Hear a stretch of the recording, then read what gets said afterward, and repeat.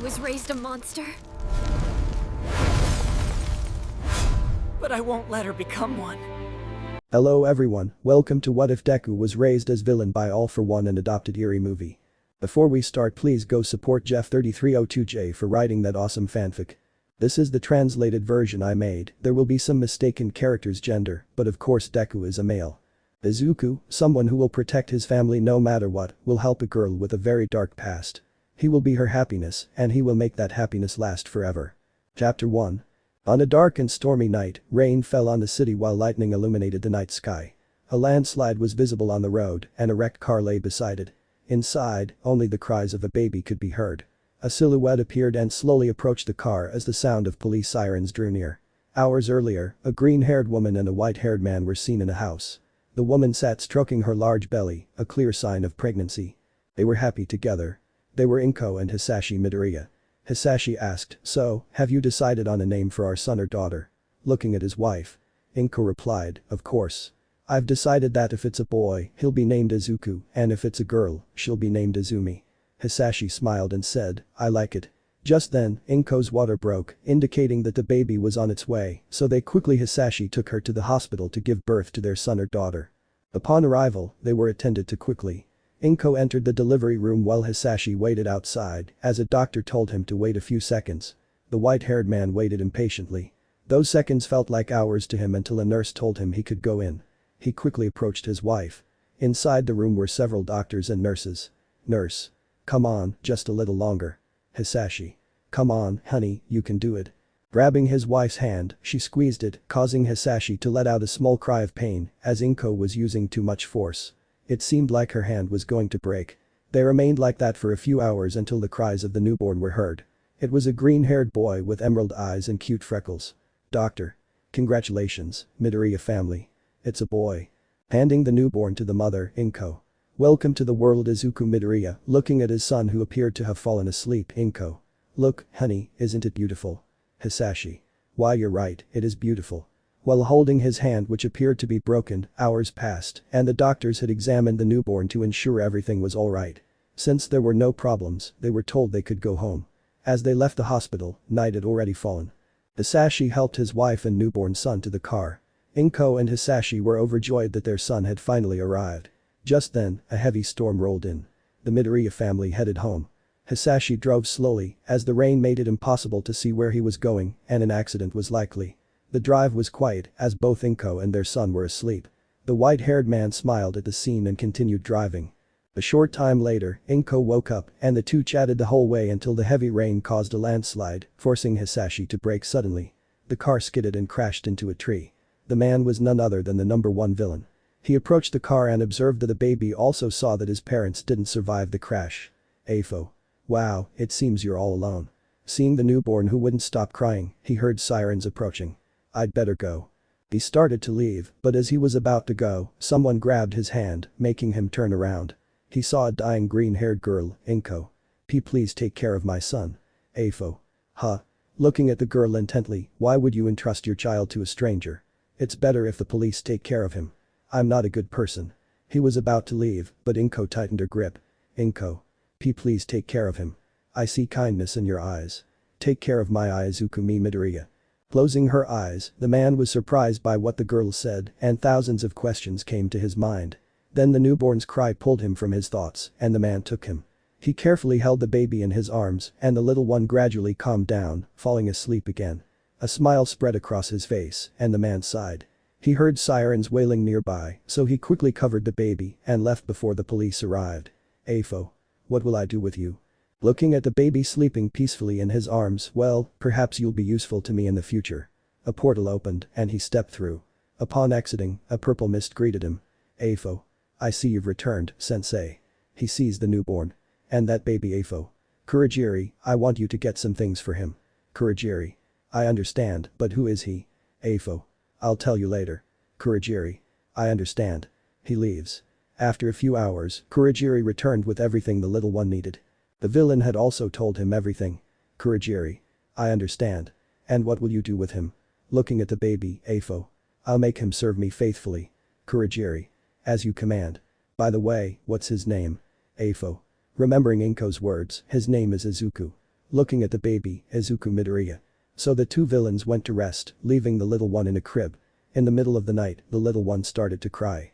Kurogiri went to check on him, but no matter how much he held him, fed him, or changed his diaper, the little one wouldn't stop crying until Afo appeared. Kurogiri. I'm sorry, but I don't know what's wrong. So Afo took him in his arms, and the little one calmed down and quickly fell asleep. Afo. I hope you don't get used to this. Looking at the little one sleeping happily, he sighed and went to sleep with the little one still inside him, in his arms. Chapter 2. Months passed, and the number one villain, the one who had terrorized the world, the one who had eliminated everyone, regardless of who they were, was now facing a difficult battle. Trying to dress the green-haired boy.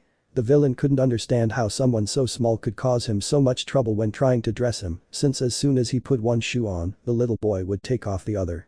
Afo had been trying to dress the freckled boy for 2 hours, while the little one simply giggled, thinking they were playing.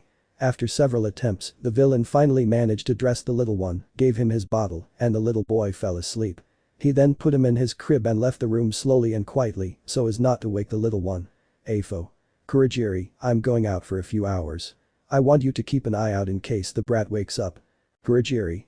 Don't worry, I'll take care of Izuku. With that, the villain left. Minutes passed, and Kurogiri was cleaning the place when he heard the freckled boy crying. That's where he found him. The little boy approached the crib, and as he did, the little boy noticed the purple mist. Kurogiri took the little boy in his arms. The little boy was entertained by the mist the villain was producing, stretching out his little hands to grab it, while Kurogiri prepared the bottle to feed him. Kurogiri played with the freckled boy until Afo arrived. Upon seeing the villain, the little boy quickly began stretching out his little hands to be picked up. The little boy had grown quite fond of the villain, so Afo approached him and took him in his arms. This is how the life of the most dangerous villain in the world would take a great turn because of the presence of that little boy. Months passed, and without realizing it, the number one villain had grown very fond of the little boy, seeing him as his own son. This was seen by Kurogiri, who was initially surprised since he had never seen his master show any affection or even compassion for anyone, but he had to admit that he too had grown fond of the little green-haired boy. Time skip. 5 years. 5 years had passed since Afo had adopted the freckled boy. Izuku could now walk, which made Afo a little more overprotective of him, as the little boy was prone to mischief. Also, during that time, some of the villains Afo recruited didn't dare to harm the boy. One villain dared to mock the freckled boy, and Afo killed him slowly and painfully. Flashback. A meeting is shown where some villains are present. Izuku approaches one of them. Izuku. Hi, my name is Izuku.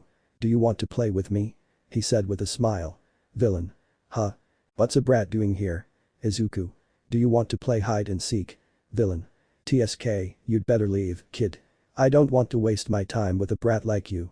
He showed off his quirk, scaring the little boy who backed away.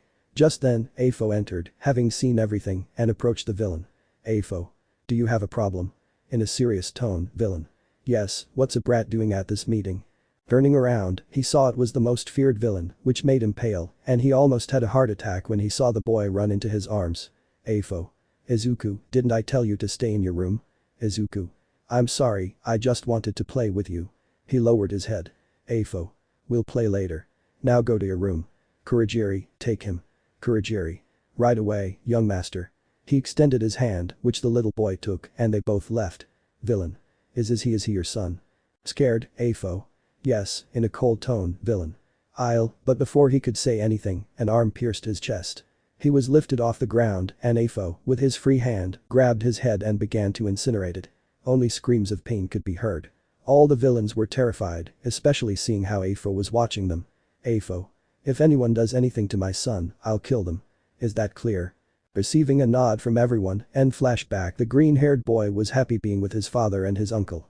The freckled boy saw Kurogiri as his uncle, because when his father went out or had things to do, Kurogiri was always there for him. What he never understood was why Kurogiri called him young master. Izuku had many questions about his father, wondering what his father did for a living and where he always went. But the question that lingered most in his mind was what happened to his mother. Whenever Izuku brought up the subject, Afo would change the subject or simply tell him he was still too young to understand. Izuku would ask Kurogiri about his mother, but he always told him she was a great person. After a while, the freckled boy stopped asking his father because he thought talking about it was too painful for his father and he didn't want to relive his loss. The freckled boy admired heroes, which made Afo nervous because if Izuku wanted to become a hero, he knew they would be in two different worlds and that it was what he didn't want since he had grown very fond of the boy, but he knew that sooner or later he would have to tell him the truth. The worst thing that could happen was that the freckled boy would hate him and distance himself, but he knew it was a price he would have to pay. And if Izuku wanted to kill him, he wouldn't refuse, because even though Izuku wasn't his biological son, he saw him as one, and if he died, he wouldn't be happier than to die for someone he loved. He also had another problem to face, and that was the symbol of peace, Nonishimura, and his successor. Chapter 3. Days passed, and Afo had decided to send Izuku to school, as he wanted him to interact with children his own age and experience the world as it truly is. Kurogiri initially resisted his leader's idea, but had to accept after hearing Afo's arguments. Flashback. Kurogiri is seen cleaning some glasses while watching Izuku play with toys. Afo then summoned Kurogiri to his office. The purple mist opened a portal and went to see his leader. Upon entering, he saw that Afo had some papers. Kurogiri. Do you need something, sensei? Afo. Kurogiri, I've decided to send Izuku to school. Kurogiri. What? Surprised, Afo. Is there a problem? In a serious tone that startled the mist slightly, Kurogiri. And no, not at all, but may I ask why? Afo. As you know, Izuku is 5 years old and hasn't been outside to see the world. He doesn't know anything about what's going on. Outside, it'll be good for him to meet kids his own age, not to mention Izuku's been asking me to take him to school. Kurogiri. I understand, but what will happen if, but he was interrupted, Afo. Besides, as you know, Izuku thinks heroes are cool and all that, he said it with venom in his words. That's why I also decided to send him to school. Sooner or later, he'll realize that heroes aren't all that great and that people can be despicable. I've already taken care of the paperwork. Tell Izuku that his classes start tomorrow. Kurogiri. As you wish, and leaving. So Kurogiri went to where the green-haired boy was. Izuku. Uncle Kurogiri. Hugging him, Kurogiri. Young master, I have good news. Izuku. Really? And what is it? Curious tone, Kurogiri. His father decided he's going to school. Izuku. Are you serious? With stars in his eyes, receiving a nod from the villain, Izuku. Great, I'm going to school. He said it in an excited tone. And flashback. That's how the freckled boy went to school. To say he was nervous was an understatement. He felt like he might faint at any moment. As was customary, parents took their children on the first day of school. Afo dropped Izuku off, though he wore a hood so he wouldn't be recognized. Afo. Well, goodbye. Remember the spot I told you about where to meet Kurogiri? Receiving a nod from the younger boy, good, go there when classes are over. At that moment, he felt the younger boy hold his hand tightly, so he looked down, seeing that the green-haired boy was afraid, and sighed. Afo. Hey, don't be afraid. Fear makes you weak, understand? Izuku. Why yes, but what if the kids don't like me or don't want to be my friends? Afo. Don't worry, placing his hand on the freckled boy's head, sooner or later you'll have friends. Well, it's time for you to go inside. Goodbye. Izuku. Hi, running towards the entrance but then stopping, he turned around and ran to Afo, hugging him, I love you, dad, turning around and heading back to school. The villain was in shock, but then he saw a group of mothers looking at him tenderly, quickly leaving the area. The freckled boy was nervous. The first day of school went by normally, but no one approached Izuku, which made him feel a little bad since everyone saw him as a freak. The freckled boy walked to the place where he was to meet Kurogiri. He passed through an alley and saw a child. It was strange to see a child there. He seemed hungry, so he approached him. The child got a little scared when he saw him and backed away. Izuku. Relax, I'm not bad, approaching slowly, then I heard the boy's stomach rumble, so I took some sandwiches out of my backpack, stretching them out. The boy slowly approached the freckled boy and took the sandwiches, eating them quickly and choking. Izuku. Hey, eat slowly, taking out some water. Here, drink it calmly, it's just water. Little by little, the boy gained confidence, so Izuku sat next to him. Izuku. Hey, what's your name? My name is Izuku Midoria. Tenko Shimura. Izuku, nice to meet you Tenko. By the way, what are you doing here? Shouldn't you be at home? But he saw the boy lower his gaze. Izuku. I'm sorry, I didn't mean to. Tenko. It's nothing, forget it. Izuku. Why don't you go to a hero? Maybe he could help you. Tenko. Heroes are nothing but scum. They don't help others, they only help themselves. Izuku. That's not true. Tenko. Oh no, why don't you see for yourself? Pointing to a place, the green-haired boy was curious, so he went to see what the boy pointed out. He saw a window, so he used some boxes to look out, and what he saw shocked him. Inside, he saw a hero mercilessly beating a child. The green-haired boy couldn't take it anymore and lost his balance, falling from the boxes. Just then, the hero who was inside came out and, seeing the freckled boy, approached him. "Hero. What did you see?" "Izuku. I scared." But before the hero could do anything, he began to disintegrate and the culprit was Tenko. "Tenko. Are you okay?" "Izuku. Why yes, thanks." "Tenko. That was because of the food and water sitting on the ground. I suppose you leave, right?" But he only heard footsteps moving away. "Well, I guess I'll be alone again," but he heard footsteps again, so he raised his head, seeing the freckled boy. "Izuku. Sorry, I went to get my backpack." "Hey, since you don't have anywhere to go, why don't you come with me?" Extending his hand, Tenko. You mean it seriously?" Surprised, Izuku.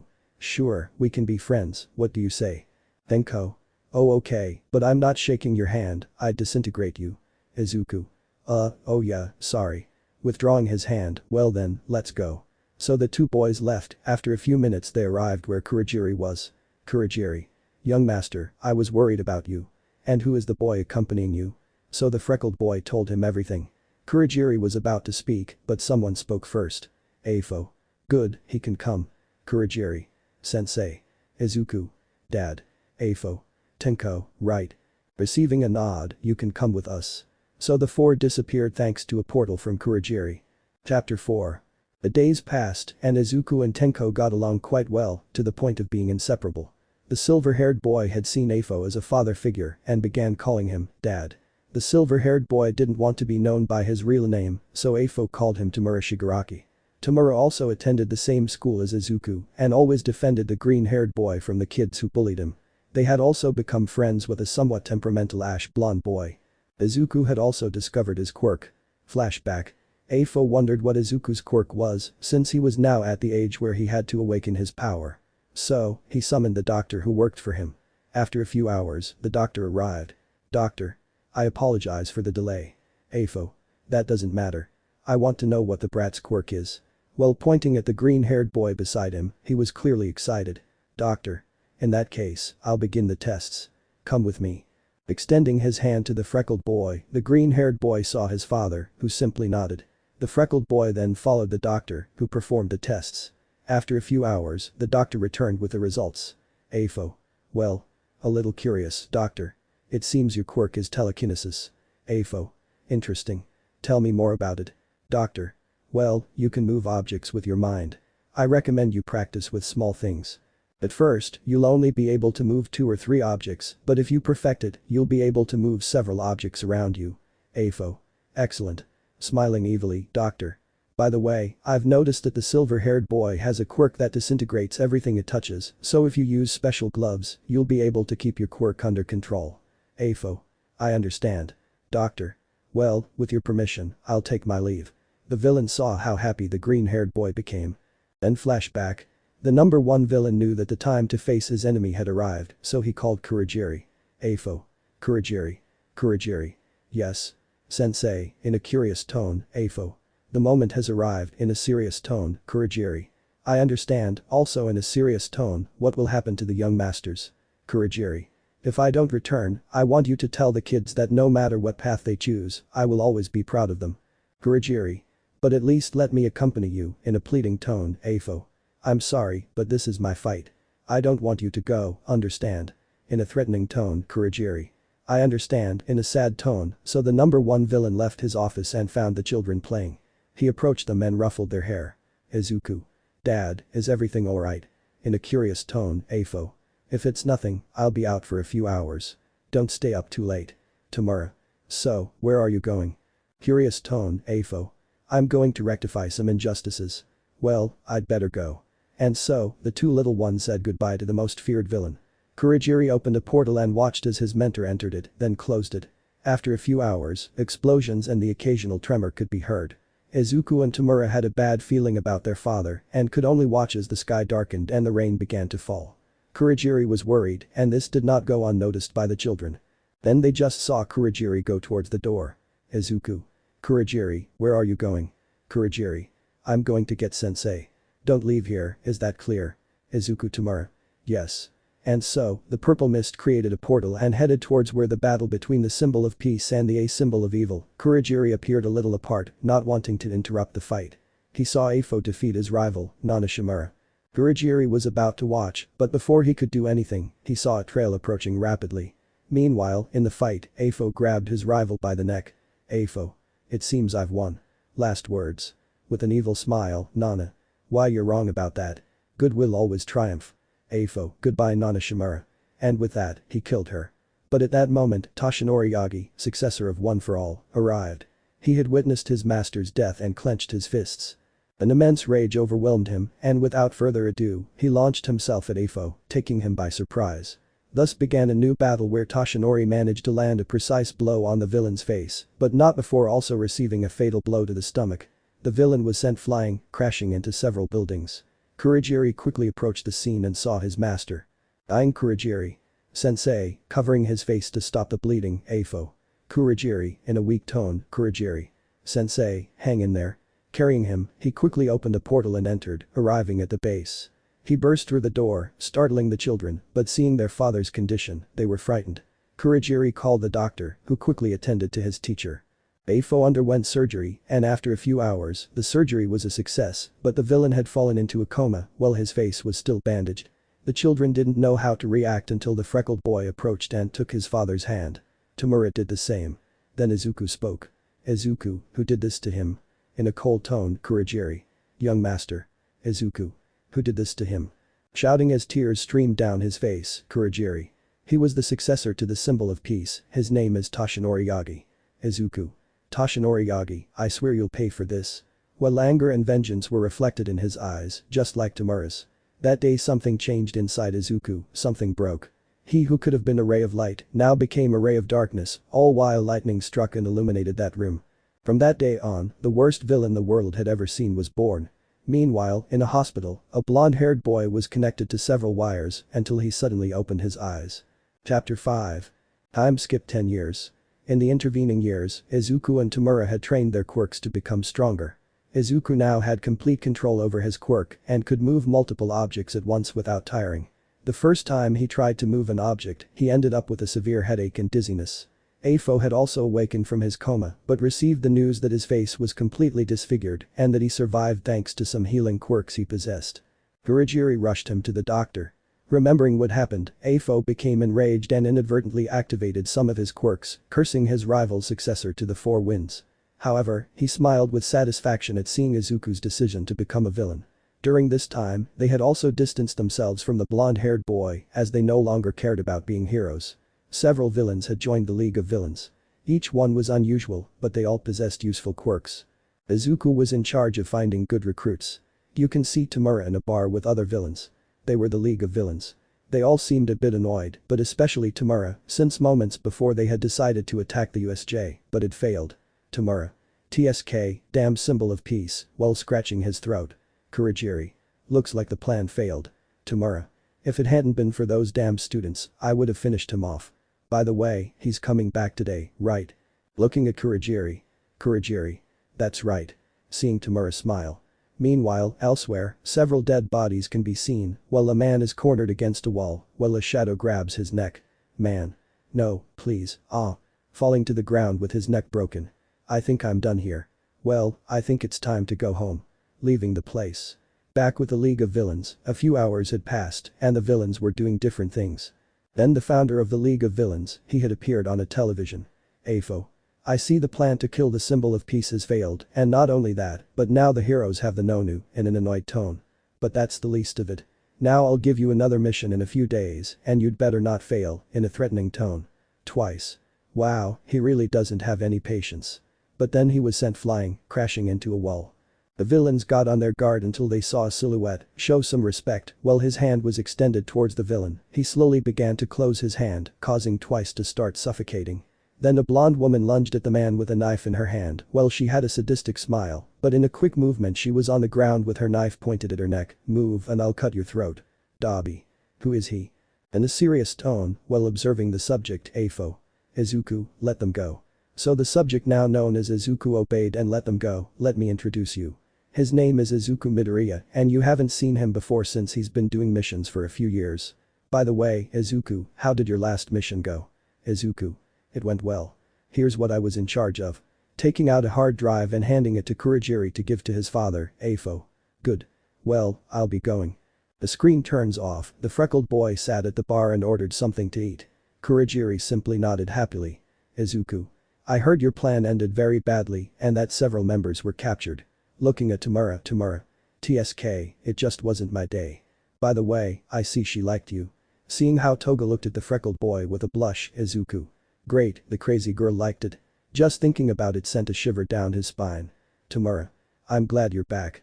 Izuku. You're right, it's good to be home. By the way, what do you think our father is planning? Tamura. I don't know, but it seems to be something more serious than retrieving Nonu. Izuku. You collected the data? In a mocking tone, Tamura. TSK, yeah, I collected it. What do you take me for? Somewhat annoyed, Izuku. Well, that's because I don't want what happened on that mission to retrieve a recording to happen again. And you forgot to put on your gloves and disintegrated him. Approaching him, Tamura. How many times do I have to tell you the same thing? I assure you I was wearing them. Besides, be grateful Dad didn't get angry because he was going to destroy him anyway. They stared at each other until they started laughing, all under the watchful eyes of the other villains who watched the scene in shock. Just then, a blonde called Kurogiri. Toga. Hey Kurogiri, what's wrong with Tamura? Kurogiri. What do you mean by that? In a questioning tone, Toga. I mean, he's always grumpy, but now he's laughing. Seeing how the two of them continued laughing, Kurogiri. Well, that's because young Izuku and young Tamura are brothers. Making the villain's jaws drop to the floor, Dabi. Are you serious? But they don't look alike at all. Kurogiri. Well, they're not exactly brothers, but they've known each other since they were children, and that's why they see each other as brothers. They always look out for each other. As he said this, the purple mist disappeared.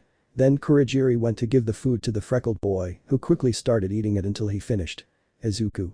Well, I'm going to my room. Letting out a yawn, see you later. Saying goodbye to Tamura, who also waved goodbye, the freckled boy left the place and walked a long way to his room. He put on something comfortable and lay down on the bed, staring at the ceiling. He smiled happily and slowly fell asleep. Chapter 6. The next morning, the freckled boy woke up and went to take a bath. It had been a long time since he'd been in his room. Once he finished bathing, he got dressed and headed towards the living room where the other villains were. But on the way, he ran into Kurogiri. Izuku. Good morning Uncle Kurogiri, in a cheerful tone, Kurogiri. Smiling, you'll never stop calling me that, will you, young master? Seeing how the freckled boy's smile widened, Kurogiri. Young master, the sensei wants to see you right now. Izuku. Huh? Dad wants to see me? In a surprised tone, Kurogiri. That's right. Then the purple mist created a portal through which the freckled boy entered. Upon entering, he could see a room full of screens. The green-haired boy walked until he reached a man in a suit who had several machines connected to him. The villain spoke. Afo, hello Izuku, in a cheerful tone, Izuku. Dad. Hugging him, which was reciprocated by the number one villain, Izuku. And tell me, how have you been feeling? As he sat down in a chair, Afo. I'm fine, even though I've lost several of my quirks over the years, and what keeps me alive are my healing quirks and these machines. At that moment, he saw the freckled boy clench his fists, his eyes showing helplessness. Afo. You don't have to worry about me. Izuku. If it weren't for the symbol of peace, you wouldn't be in that state. He said it angrily. Izuku. By the way, Kurogiri told me you wanted to talk to me. In a slightly calmer tone, Afo. That's right, and what I wanted to talk to you about is finding new recruits for the league, since, as you know, we lost many villains on the Nonu mission. In a serious tone, Izuku. Of course, do you have the names on the list of those you want me to recruit in mind? Afo. I only have 2 in mind. Handing him some papers, the freckled boy he took the papers and looked at them. Afo. I want you to recruit Stain the assassin. I've heard he has a good quirk. And the other one is Muscular.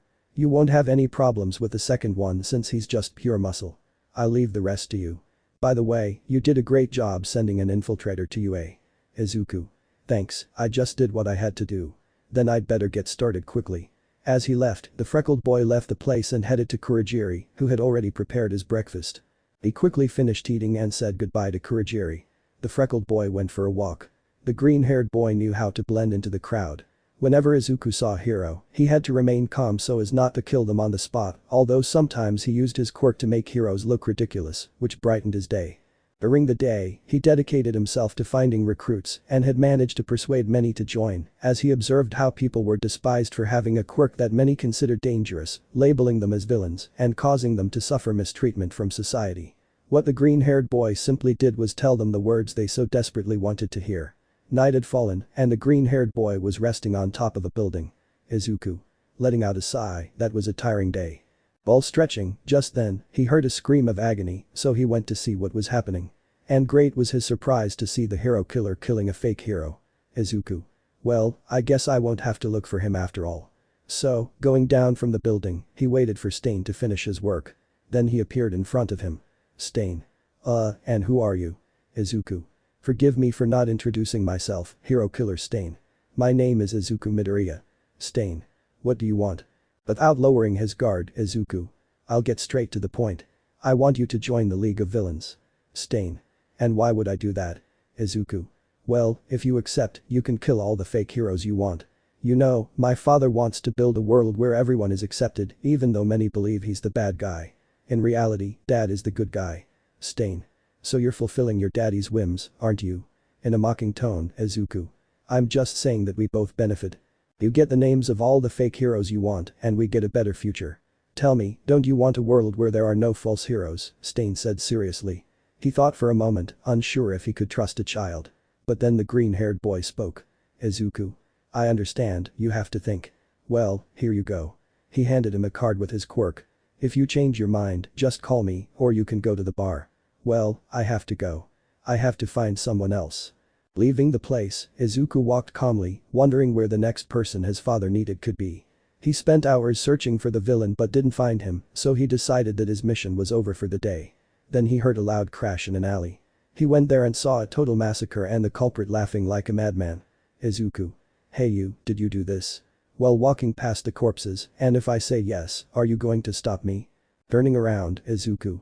On the contrary, I want to propose something to you. Making the subject raise an eyebrow, I'm a member of the League of Villains, and I'm recruiting people with great potential. And what is this League of Villains? Izuku. Well, our only purpose is to create a world where everyone is equal, even though we're the villains, but in reality, we're heroes. New world. TSK, what a stupid idea. About to leave, Izuku. Hey, so you wouldn't like to be a hero? Making the villain stop, a hero is a joke, right? Izuku. I'm talking about being a hero in the new world. Wouldn't you like to start from scratch? Start from scratch. Making a memory appear. Chapter 7. Starting from scratch, making a memory appear, flashback. A young blonde man could be seen walking happily through the streets. Everything seemed normal to him. He went to the gym, hung out with friends, everything was normal until one day. He was walking when he saw a girl cross the street and a car ran a red light, so he ran to the girl to save her. He grabbed her and activated his quirk, extending his hand to stop the car. He closed his eyes and only felt the vehicle hit his hand.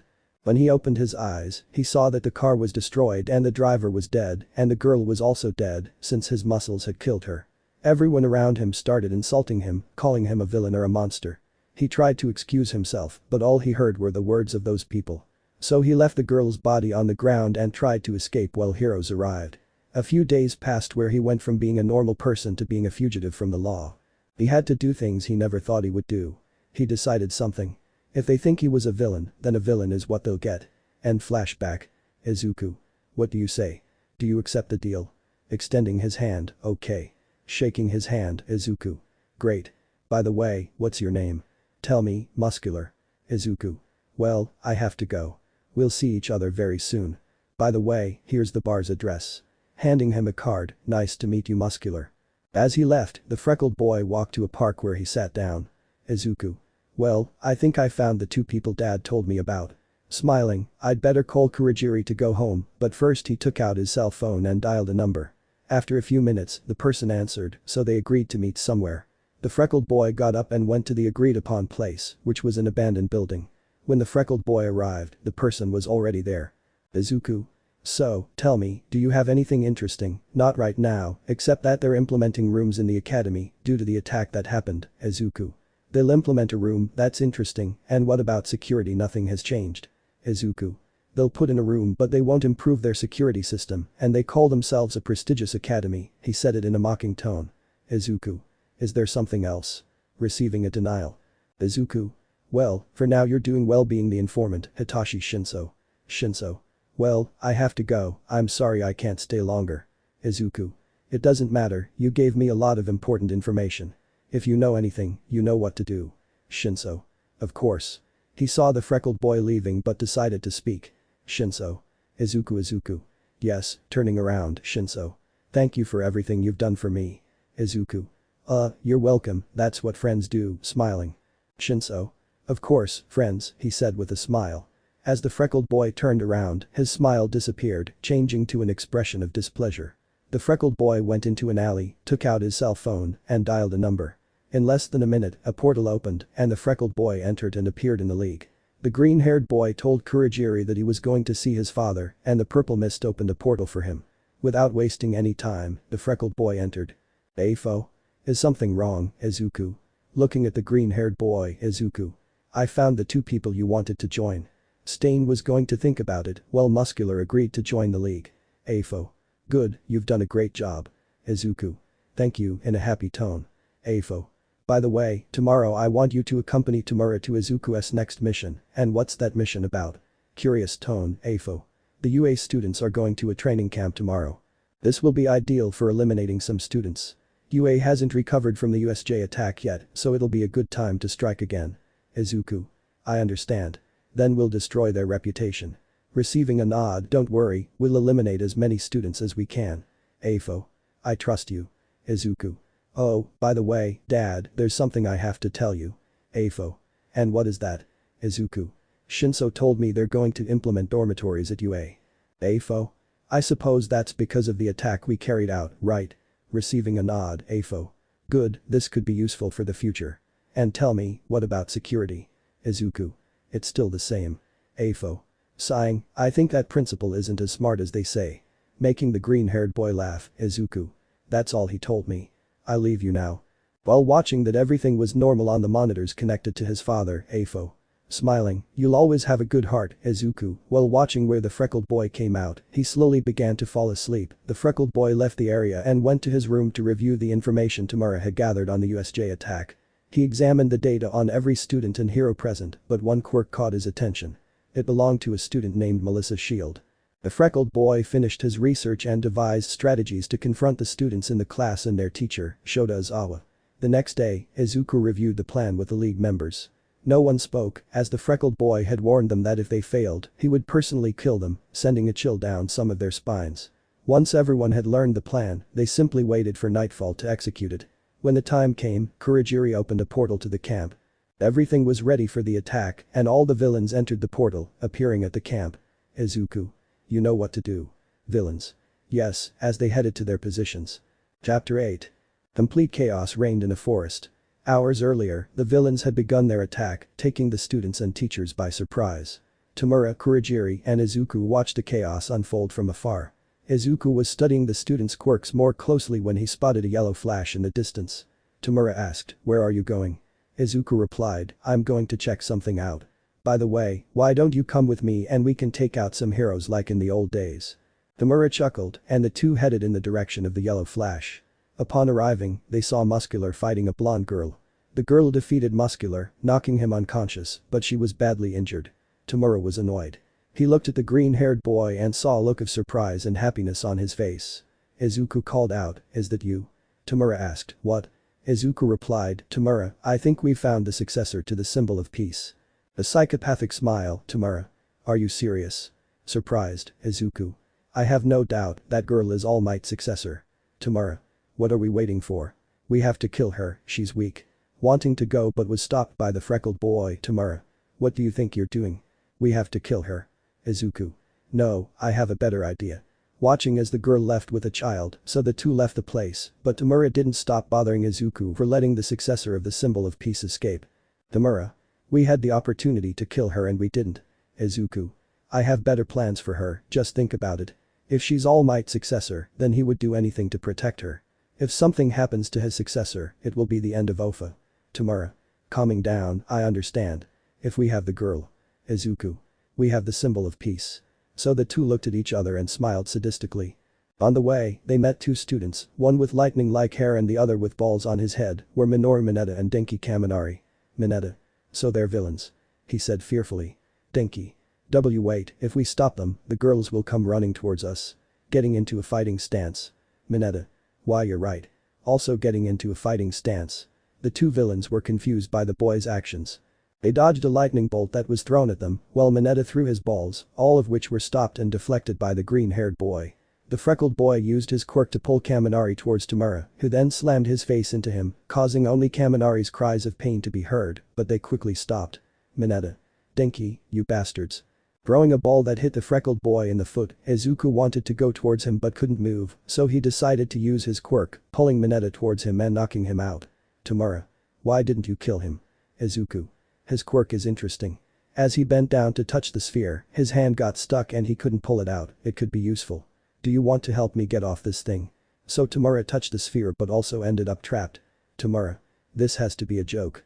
They spent a few hours trying to separate, but it was impossible, so Izuku used Mineta's hand to remove the spheres, thus freeing himself. Izuku. We have to go to Kurogiri and get out of here. Carrying Mineta, so the two went to where the purple mist was waiting for them. Izuku told him to bring the other villains, since it was time to leave, and also to go to they picked up Muscular, since it would be a problem if he were imprisoned. Once they achieved their objective, they withdrew. Upon arriving at the League, Izuku and Tamura went directly to Afo since they had to tell him what happened. Afo. So, how did the mission go? Izuku. Everything went perfectly. We killed one student and captured another with an interesting quirk. Afo. Tell me, what quirk does that student possess? Somewhat interested, Izuku. I don't know the name of his quirk, but what I do know is that he can produce sticky balls from his head. We could use that to capture the heroes. Afo. Interesting. I'll send that boy to the doctor to experiment on him. In a macabre tone, anything else you have to tell us? Tamura. We discovered the successor to the symbol of peace. Afo. Really? Surprised, Izuku. That's right. The freckled boy proceeded to tell him what he had in mind. Afo was initially annoyed since he wanted to avoid a future problem, but then, upon hearing what the green-haired boy had planned, he calmed down. Afo. Alright, Izuku, but I hope you don't disappoint me. He said this in a serious tone, making the green-haired boy a little scared. Izuku. And no worries, father, I won't. He said this firmly. Afo. Well, if that's all, you can leave. But before you do, I want to tell you something, Tamura. Izuku, you can wait outside. Izuku left, leaving the two of them alone. Afo. Tamura, I want you to go and retrieve Nonu tomorrow. The doctor said he needs him to create more like him. Tamura. I understand. I promise I won't make any mistakes this time, father. Afo. I trust you, Tamura. You can leave now and tell Izuku to come in. So Tamura left, telling the freckled boy that his father wanted to talk to him. Then he entered the room. Izuku. Is something wrong, Dad? A little worried, Afo. Have you heard of the Yakuza? Izuku. Yes, what's wrong with them? Do you want me to eliminate them? Afo. Not at all. I'm having a meeting with them tomorrow and I want you to come with me. Izuku. Really? Surprised, Afo. That's right. I've reached an agreement with them and I want you to come with me tomorrow. Izuku. Of course, I'd be happy to accompany you tomorrow. Happily, Afo. Well, that's all. You can leave. The green-haired boy said nothing more and left, leaving the villain alone, who let out a deranged laugh upon learning that his rival had found a successor. Chapter 9. The next day, Tamura and the other villains prepared to leave. According to an AFO contact, the Nonu was being held in a facility under 24-hour surveillance, but since his capture, he hadn't moved or made any movement. Even when scientists approached him with the intention of harming him, they received no response. The freckled boy gave Tamura some advice in case things got complicated. Izuku and Tamura looked out for each other. They always had each other's backs, whether on missions or at school. The freckled boy saw that the villains were ready to leave, so he discreetly approached Kurogiri. Kurogiri. Young master, is there anything you need? In a polite tone, Izuku. Kurogiri, please keep an eye on Tamura and if anything goes wrong, get them out immediately. He said this in a pleading tone, while watching Tamura give instructions to the villains. Kurogiri. Of course, Izuku. Thank you, as he left the place. The purple mist simply smiled, seeing the brotherly bond between them. The League then left, leaving the green-haired boy alone. He went to put on a suit that Afo had left in his room. After a few minutes, the freckled boy was ready and went to his father's. He knocked on the door and received an invitation from the villain. Upon entering, he saw that his father was already waiting for him. The freckled boy was identical to the villain. Afo. Are you ready, Izuku? Izuku. Of course, a little excited. Afo. Good, then let's go. Meanwhile, elsewhere, two people could be seen. One wore a mask, while the other was a girl with white hair. Listen, Erie, today I want you to behave. Some people are coming to negotiate. I want you to stay here, understand? Receiving a nod from the girl. Leaving the place, he spoke to two people as he left. Keep an eye on her. I don't want any trouble. Leaving, after a few hours later, Izuku and All for One had already arrived at the meeting place. As they entered, the gaze of everyone present fell upon them. They didn't pay much attention and continued on to the meeting room. Upon entering, they saw the 8 precepts of death waiting for them. The leader introduced himself, "You must be All for One. Let me introduce myself. My name is Kai Chisaki, leader of the Yakuza. All for One, let's get this started." In a serious tone, Chisaki. "I agree with that. By the way, who is the boy accompanying you?" Looking at the green-haired man, All for One. "He is my son." Surprising everyone, now let's talk business. A few hours passed, and they reached an agreement. They threw a party to celebrate this achievement. The freckled boy decided to explore the facilities, as he found it very curious. Meanwhile, in one room, a white-haired girl was watching a movie. She sighed, "I wish someone would rescue me," while watching a scene of a prince rescuing a princess. Suddenly, she saw her bedroom door open, startling her slightly. Then she saw a head of green hair. The boy looked at her with curiosity, as did the girl. Without another word, he left, but the girl spoke. "Erie. Wait, who are you? I haven't seen you before," she said curiously. "Izuku. I'm Izuku Midoria. What's a girl doing here?" "Erie. I'm not a girl. I'm 15 years old," she pouted. "Izuku. Are you serious?" he asked, surprised. "Erie. Of course. By the way, what are you doing here?" "Izuku. Well, I was looking for the bathroom. Besides, what are you doing here? Shouldn't you be at the party?" "Erie. Don't let them go," Izuku said sadly. "Well, if you want, go. If not, you can stay here." As he left, the white-haired girl just watched as the boy walked away. She was surprised to see so many people and so much more at the party. Normally, she could only stay in her room and Chisaki rarely brought her a movie. She grabbed some snacks from the table and left. She was about to escape but was grabbed by 2 guards.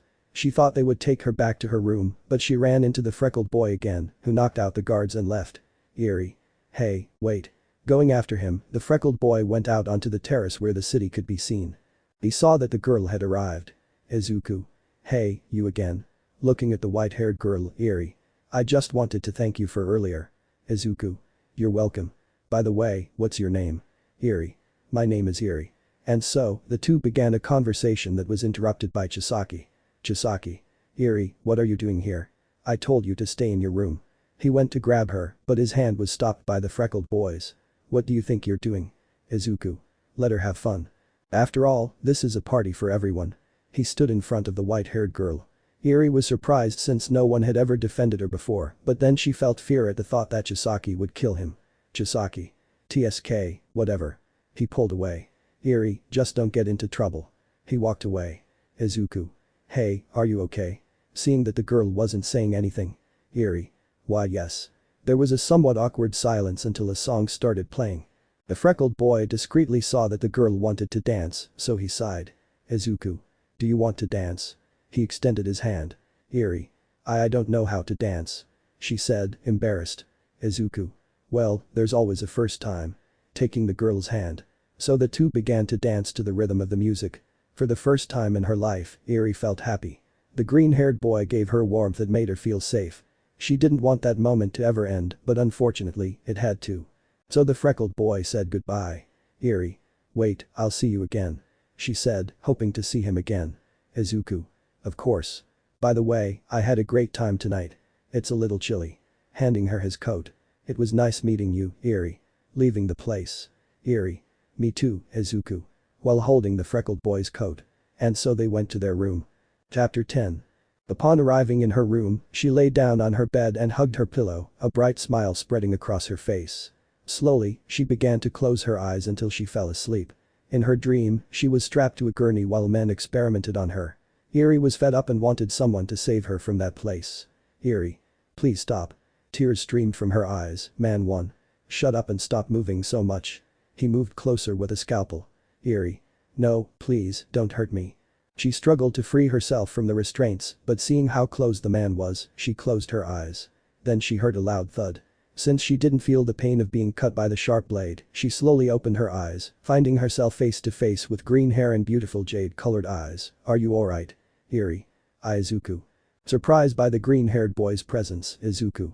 "Don't worry," as he untied her and carried her princess style, Izuku. "No one will hurt you anymore, as long as you're with me," giving her a smile that made the white-haired girl's heart start racing. The freckled boy then took her out of that horrible place. Erie woke up to find herself hugging the coat Izuku had given her the night before. She smiled happily, since she hadn't had her nightmares that constantly kept her awake. She brought the freckled boy's coat to her face and smelled it, as it still held Izuku's scent. Thus began her day, with Chisaki taking her to experiment on her. But this time, Chisaki noticed that she wasn't resisting, and that she was also wearing a coat during his experiments, which he found strange. Meanwhile, at the League of Villains, Izuku can be seen talking to Tamura. Izuku. "So, tell me, how did the mission go?" Tamura. "It was a complete success. We recovered Nonu." Izuku. "Okay Tamura, so, how did it go for you?" Asking about business, Izuku. "Well, in the end the Yakuza agreed, they threw a party, and I met a girl." Tamura. "So, a girl, huh?" Teasing him, Izuku. "TSK, don't be annoying." Getting up from his chair, Tamura. "Oh, come on, Izuku, don't get mad. I'm just playing around." Izuku. "Whatever. I'm going to see our father." Leaving the place, leaving Tamura and Kurogiri alone, who didn't say a single word when the freckled boy was with them. Back with Izuku, he was walking towards his father's room. When he knocked, he received a pass from the other side, so he entered. Izuku. "You wanted to see me, father?" Afo. "That's right, Izuku. I have a very important mission for you." Izuku. "Of course. And what is that mission?" Curious tone, Afo. "As you know, yesterday we managed to make a deal with the Yakuza, but I don't trust this Chisaki guy, so I want you to go and keep a close eye on him." Serious tone, Izuku. "Okay, but how will I be near him without raising suspicion?" Afo. "I took care of that. I spoke with him a few moments ago. I told him you would be going to help them create the anti-quirk drug and the power-up drug." Izuku. "I understand. And what happens if Chisaki betrays us?" Serious tone, Afo. "If you feel he's betraying us, I want you to eliminate him and all the Yakuza." He said it in an emotionless tone, Izuku. "Don't worry, father, I'll eliminate him if he tries anything." Afo. "By the way, I want to give you a gift." Izuku. "A gift?" Afo. "Come closer." So the freckled boy approached his father. Afo extended his hand until it touched his son's head. His hand began to wrap around red rays that then enveloped the freckled boy, causing him to let out a few groans of pain. After a few minutes the freckled boy fell to the ground, but before he hit the floor, his father caught him. Izuku. "My head is spinning and it hurts," grabbing his head. Afo. "Relax, it's just a side effect," while resting his son's head on his shoulder. Izuku. "Side effect of what?" Weakly. Afo. "I gave you 2 new quirks. One allows you to sense people's emotions. That will be useful for your mission. The other is an enhancement quirk." Izuku.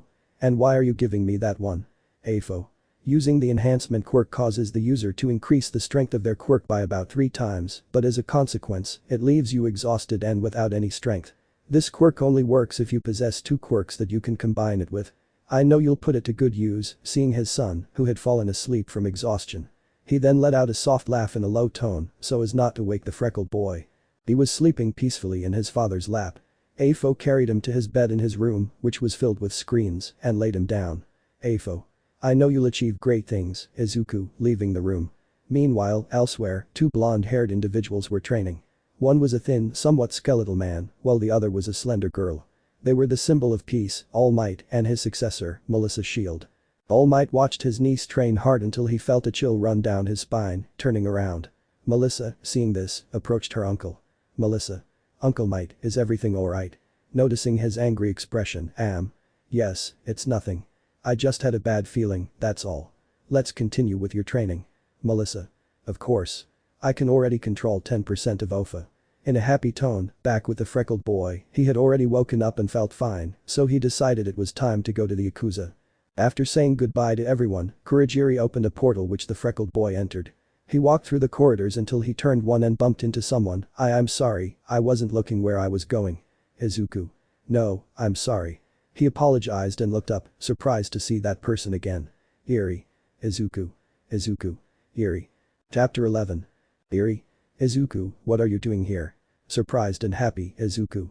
"Well, I'm helping Chisaki with some things, so I'll be staying here for a few days." Erie. "Really?" she said with a smile. Izuku. Yes, by the way, I noticed you still have my coat. Noticing that the white-haired girl was wearing his coat. Erie. Why yes, if you want, I'll give it back.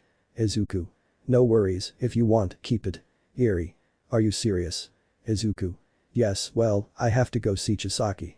So he continued on his way while the white-haired girl watched as the green-haired boy walked away little by little. The freckled boy had arrived where Chisaki was, and when the two saw each other, there was a strong tension in the atmosphere. Chisaki. I see you arrived early. In a serious tone. Izuku. My father wanted me to see how the process of creating the anti-quirk and enhancement drugs is going as soon as possible. Chisaki. TSK, come, I'll explain how they are made. So the freckled followed the Yakuza, who was showing him the manufacturing process. Chisaki told him that Erie was essential for creating the anti-quirk drugs and that experiments on her were necessary. Chisaki. Well, I think that's all you need to know. Izuku. Okay, I need the notes with the exact measurements they used to create the bullets. I'll also need the materials to get started. Chisaki. Okay, I'll bring you all of that. Leaving the room, after a few minutes several people appeared with the things the freckled boy had asked for. He had spent the whole day studying a better way to make things more efficient. What he didn't know was that he was being watched by a white-haired girl. After a few hours, the freckled boy had finished writing down the new notes. That's when the Yakuza was talking to one of his henchmen. Izuku. Hey, I'm done with the new notes, handing him the notebook. But this, we can double production. Chisaki. Taking the notebook and starting to read the new notes. Alright, we'll start this right away. He'll show you to your new room. Izuku simply nodded and followed the man to his new room.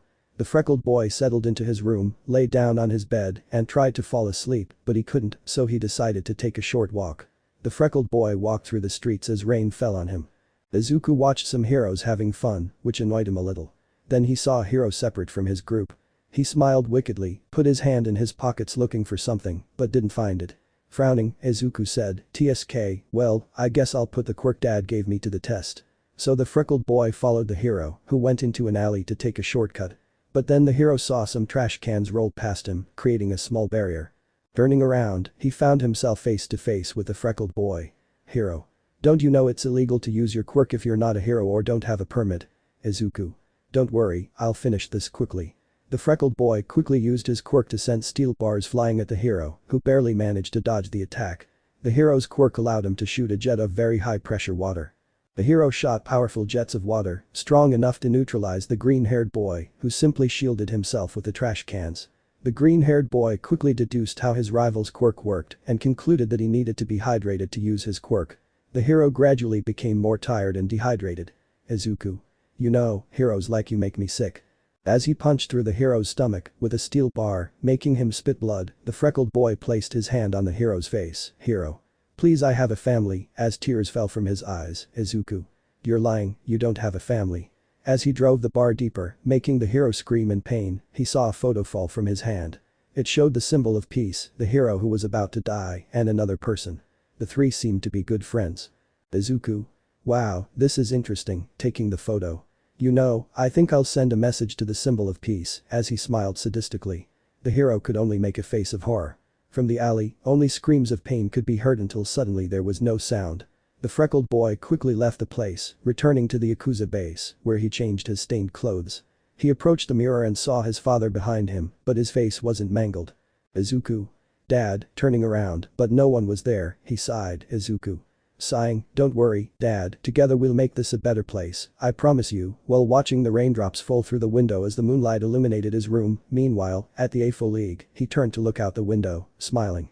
The next morning in the alley, the heroes and police could be seen trying to calm the press until Almight appeared on the scene, approaching his friend. So, what did you want to show me? Namasa. You won't like this, but before you see it, you have to keep your cool, in a serious tone. Huh? What are you talking about? Somewhat confused, Namasa. Last night a villain attacked, but before he could finish, he saw the blonde man walk past.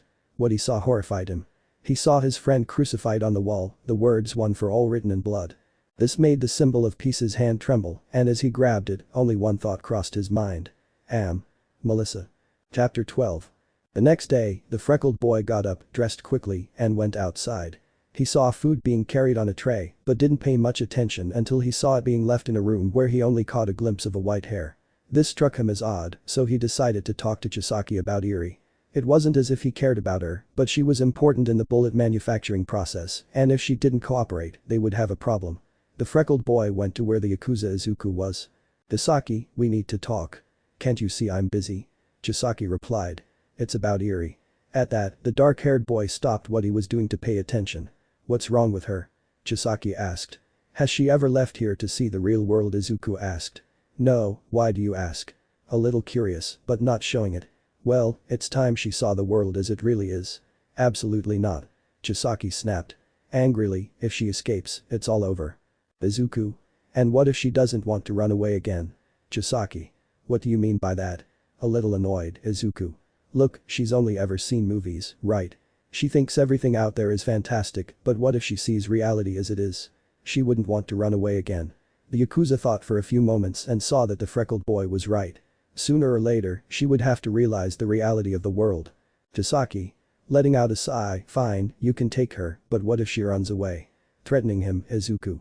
"Relax, that won't happen." In a serious tone, so the freckled boy went to the girl's room. When he got there, he knocked on the door, but he didn't get an answer. So he knocked again, and the door opened. Entering, the freckled boy saw that the white-haired girl was writing something, but when she saw that it was the green-haired boy, she quickly closed it. "Erie? Izuku, what are you doing here?" Surprised while hiding the notebook behind her, Izuku. "Well, I came to get you out of here," extending his hand, Erie. "Ah, really?" Taking the freckled boy's hand, Izuku. "I noticed you've never seen the outside world, right?" Receiving a nod, "Well, I convinced Chisaki to let you go out tonight. How about we go now?" Erie. "Oh, of course." So the two left the place. Izuku noticed people were looking at them strangely, but he realized they were looking at Erie because of her clothes, so he took her to a clothing store. The freckled boy told her to pick something to wear. The white-haired girl didn't take long since she had already chosen a dress. Erie. "So, how do I look?" Izuku. "You look good." Trying to hide his blush, so the green-haired boy paid for the dress and they left the place. The freckled boy took her to several places where they had fun. Izuku also won a teddy bear for Erie since he noticed how she kept looking at him, but he knew those games were rigged, so to win the prize, he decided to use his quirk since it would even things out, thus winning the bear, which he gave to the white-haired girl who, out of excitement, gave him a kiss on the cheek, making the freckled boy blush a little, as did she. Erie. I'm sorry, I didn't mean to," trying to cover her face in embarrassment. Izuku. "And no worries," avoiding looking at the girl so she wouldn't see his blush. After that there was a slight, somewhat awkward silence between the two of them. Then the green-haired boy decided it was time to show her the other side of the coin. Izuku. "So tell me, Erie, did you have fun?" Trying to ease the tension between them. Erie. "Yes, thank you for inviting me," while he was smiling, Izuku. "It was nothing, but that wasn't the only reason I brought you here." In a serious tone, Erie. "Huh, what do you mean?" Confused, Izuku. "I brought you here so you could see the reality of the world. At first glance, it doesn't seem like there's anything wrong, but if you look closely, you'll see the darkness of the world." Pointing to a place, so the white-haired girl looked where he was pointing and saw people begging for money in the streets, as well as children asking for something to eat. Izuku. "Heroes don't help anyone, they only help themselves to get what they want." Passing through an alley where they saw a hero beating up a civilian, Izuku. "This world is rotten, only my father can change it, and I'll help him with that." A smile formed on his face, then he saw Erie grab his hand and move a little closer to him.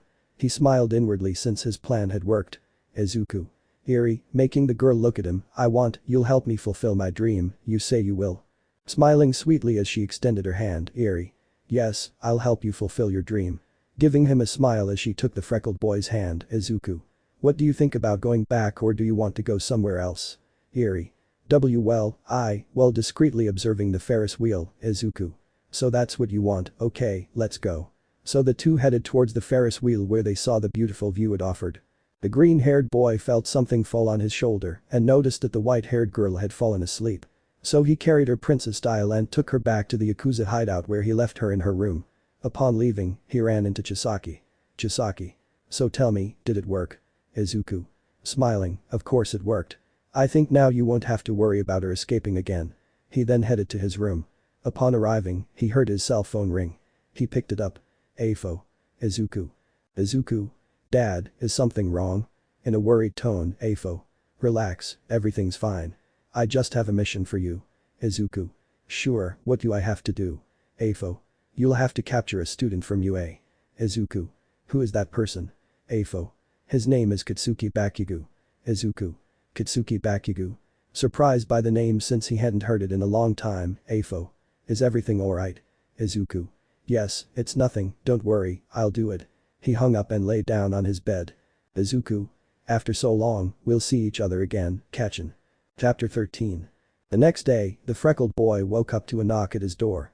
Upon opening it, he found Chisaki Izuku. Is something wrong? He asked. You need to see this, Chisaki replied in a serious tone. Give me a minute, Izuku said. The green-haired boy changed and left, simply following the Yakuza, eager to know what was so important that he was bothering him. He saw the Yakuza hand him a vial containing a liquid. Huh? What's this? Izuku asked, looking at the vial. It seems your notes worked well, very well, I'd say. We tested a sample bullet on one of our allies, and it seems to have worked perfectly, with no side effects, Chisaki said. Well, I'm going out today. My father has a mission for me, Izuku said. He left, but on his way, he ran into Erie, who greeted him. Erie, he asked, surprised, what are you doing here? Erie replied, well, Chisaki told me I won't be locked up anymore, but if I want to go out into the city, I have to going with someone. By the way, where are you going, Izuku? Izuku. I have work to do, I'll see you later. He started to leave, but then he felt his hand being taken, so he turned around. Erie. By the way, Izuku. Izuku. Yes. Erie. Thanks for yesterday, I really had a lot of fun.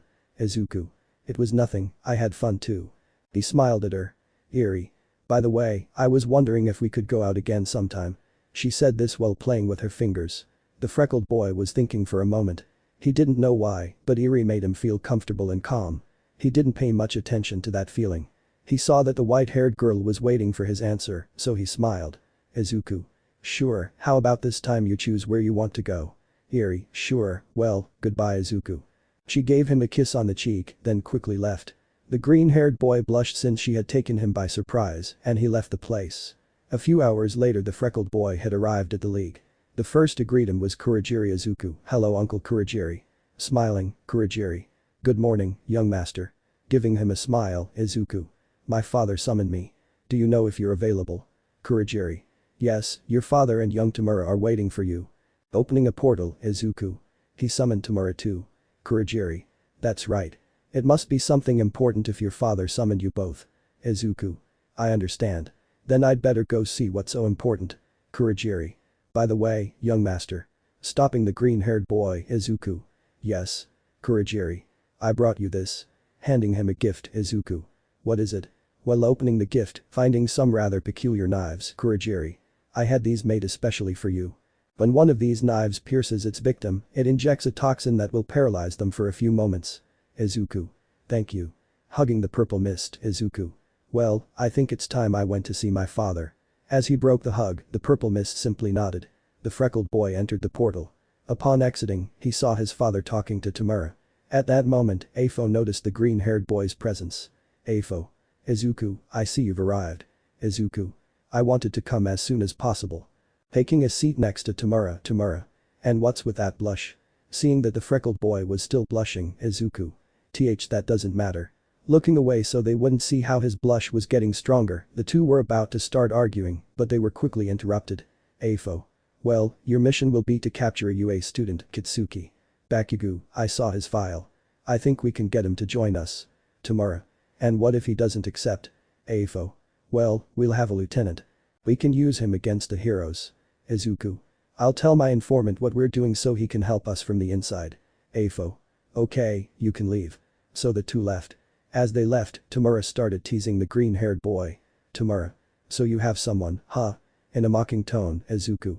It's nobody. He said it in a serious tone, Tamura. Oh, come on, Izuku. In all these years, you've never blushed. Izuku. Letting out a sigh, love doesn't matter to me. The only thing that matters to me is seeing the symbol of peace dead and making dad's dream come true. Tamura. And what will you do after it comes true? Izuku. Huh? What do you mean? Somewhat confused, Tamura. I mean you have to think about your future. While hitting him on the forehead, making the freckled boy pout, Tamura. Well, I'll go warn the others. Walking away from the place, Izuku. Thinking about my future. Thinking about his brother's words, but he quickly shook his head, returning to reality. He took out his cell phone and called Shinso, to whom he explained what they had planned. The purple-haired boy simply told him to leave it to him, thus ending the call. After a few hours, the League was ready for the kidnapping. Everyone went to their positions. Shinso had warned him minutes before that Bakugo was going to do some shopping. The villains were waiting in an alley, and when they saw the ash-blonde boy, Izuku gave the signal. Muscular knocked the ash-blonde boy out with a single punch. Izuku. Well, that was easy. Now comes the hard part. So, retreating along with the others, after a few hours the ash-haired boy slowly began to wake up and, as he did, he saw that he was tied up and couldn't use his powers. Then the lights turned on, causing the ash-haired boy to close his eyes, but he could make out two figures. Bakugo? Who are you? In an angry tone, wow, it's been a while, hasn't it? Bakugo. What the hell are you talking about, idiot? Trying to get a good look at the figure in front of him, have you already forgotten us? Because we haven't forgotten you, Kaken. Removing their hood, Bakugo. And no, it can't be, in shock at what his eyes saw, he had his two childhood friends in front of him, Bakugo.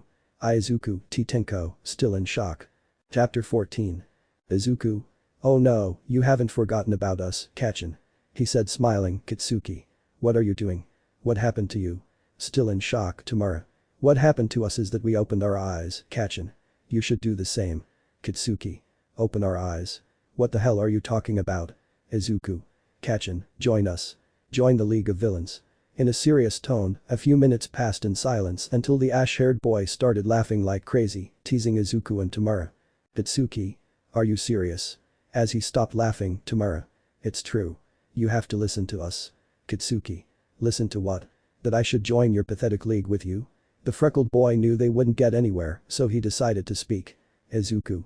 Listen, Kaken. In a serious tone, we know Almight's secret. Kitsuki. What secret are you talking about? Somewhat confused, Izuku. Haven't you wondered why the symbol of peace didn't pays attention to you or some of your classmates and only takes into account one particular person, receiving a nod? Kitsuki. And what does that have to do with anything? Curious tone, Izuku. That's because that person has something special, something that belonged to the symbol of peace. Kitsuki. And what is that something? Interested in what his friend wanted to tell him, Izuku. One for all. Kitsuku. One for all. Confused, Izuku. Let me tell you a story, Kaken. So the freckled boy told him everything he knew about Ofa, that it was passed from person to person, and that now Melissa Shield was the new successor of such power. The ash-haired boy was shocked by what he had just heard. Was that possible, a quirk that could be transmitted from person to person? But he knew that Izuku never lied, so everything he said was true. Kitsuki. And no way. Tamura. See, now everything makes sense, right? Kitsuki. Then I'll never be the next symbol of peace. Peace, while clenching his fists, Izuku. I'm sorry, but that's how it is. Looking at his friend, however, giving a smile, you could help us and become the symbol of peace. You can be what you were always destined to become. What do you say, Kaken? Kitsuki. I accept, but before he could finish, the roof was destroyed by the heroes and students, Tamura. Damn it, attack. Thus began a fight where the freckled boy angrily attacked the heroes since they were in his plans. The ash-haired boy's friends freed him and gave him his suit, making him join the fight as well. Little by little, the villains were losing, but that didn't mean the heroes didn't suffer losses. Then Kitsuki removed the safety pins from his gloves, creating a powerful explosion that was directed towards Tamura, which was seen by the freckled boy. Izuku. No. Running and getting in front of Tamura, taking the blast and being sent flying along with Tamura, but the green-haired boy's body cushioned the impact of the fall. Tamura. Izuku. Seeing that the freckled boy had a serious injury and blood was pouring out, Tamura. Brother. Seeing that he had lost consciousness, Kurogiri, get us out of here. While carrying his brother's unconscious body, Kurogiri, seeing the green-haired boy's condition, acted quickly, taking out all the villains. The villains appeared at the League headquarters where Tamura quickly took Izuku to his father, while Kurogiri followed. Tamura burst into his father's room, startling him. Afo. Tamura, what's wrong? Tamura. It's Izuku. Showing him the freckled boy, the heroes found us, and Kitsuki made an explosion that was aimed at me, but Izuku, at that moment, a tear slipped down his cheek, Izuku stepped forward, taking the attack, he said with a trembling voice, Afo. Kurogiri, call the doctor now, while carrying the green-haired boy, Kurogiri. Right away, quickly leaving the scene, Tamura. Will he be alright? In a worried tone, Afo. I don't know, looking at the wound the green-haired boy had, after a few minutes, the doctor arrived and immediately attended to Izuku. He was in surgery for several hours until he came out to speak with the number one villain. Afo. Well, how is he? In a worried tone, doctor. The wound he has left him in a moribund state but he was interrupted, Afo. Come on, director, get to the point, doctor, how is my son? In an angry tone, "Doctor. He's unconscious. I don't know if he'll wake up or if he'll even manage to wake up. There's nothing I can do. I'm sorry." While lowering his head, Tamura. "It was all my fault."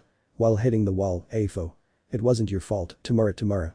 But then he felt his father's hand on his head, Afo. "You didn't know this would happen. I need you to leave me alone with him for a while." Tamura said nothing more and left. Once the villain was alone, he approached where his son was resting. "Afo. This won't go unpunished, heroes.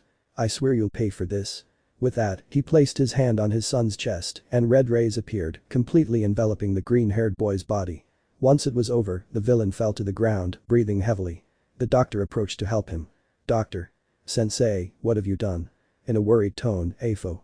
"I gave him some of my recovery quirks." In a tired tone, "Doctor. But why did you do that? Don't you know the consequences it could bring you?" While helping the villain sit in a chair, Afo. "Because a father gives everything for his children." He fell asleep while at UA, Class 1 was celebrating the return of the explosive blonde.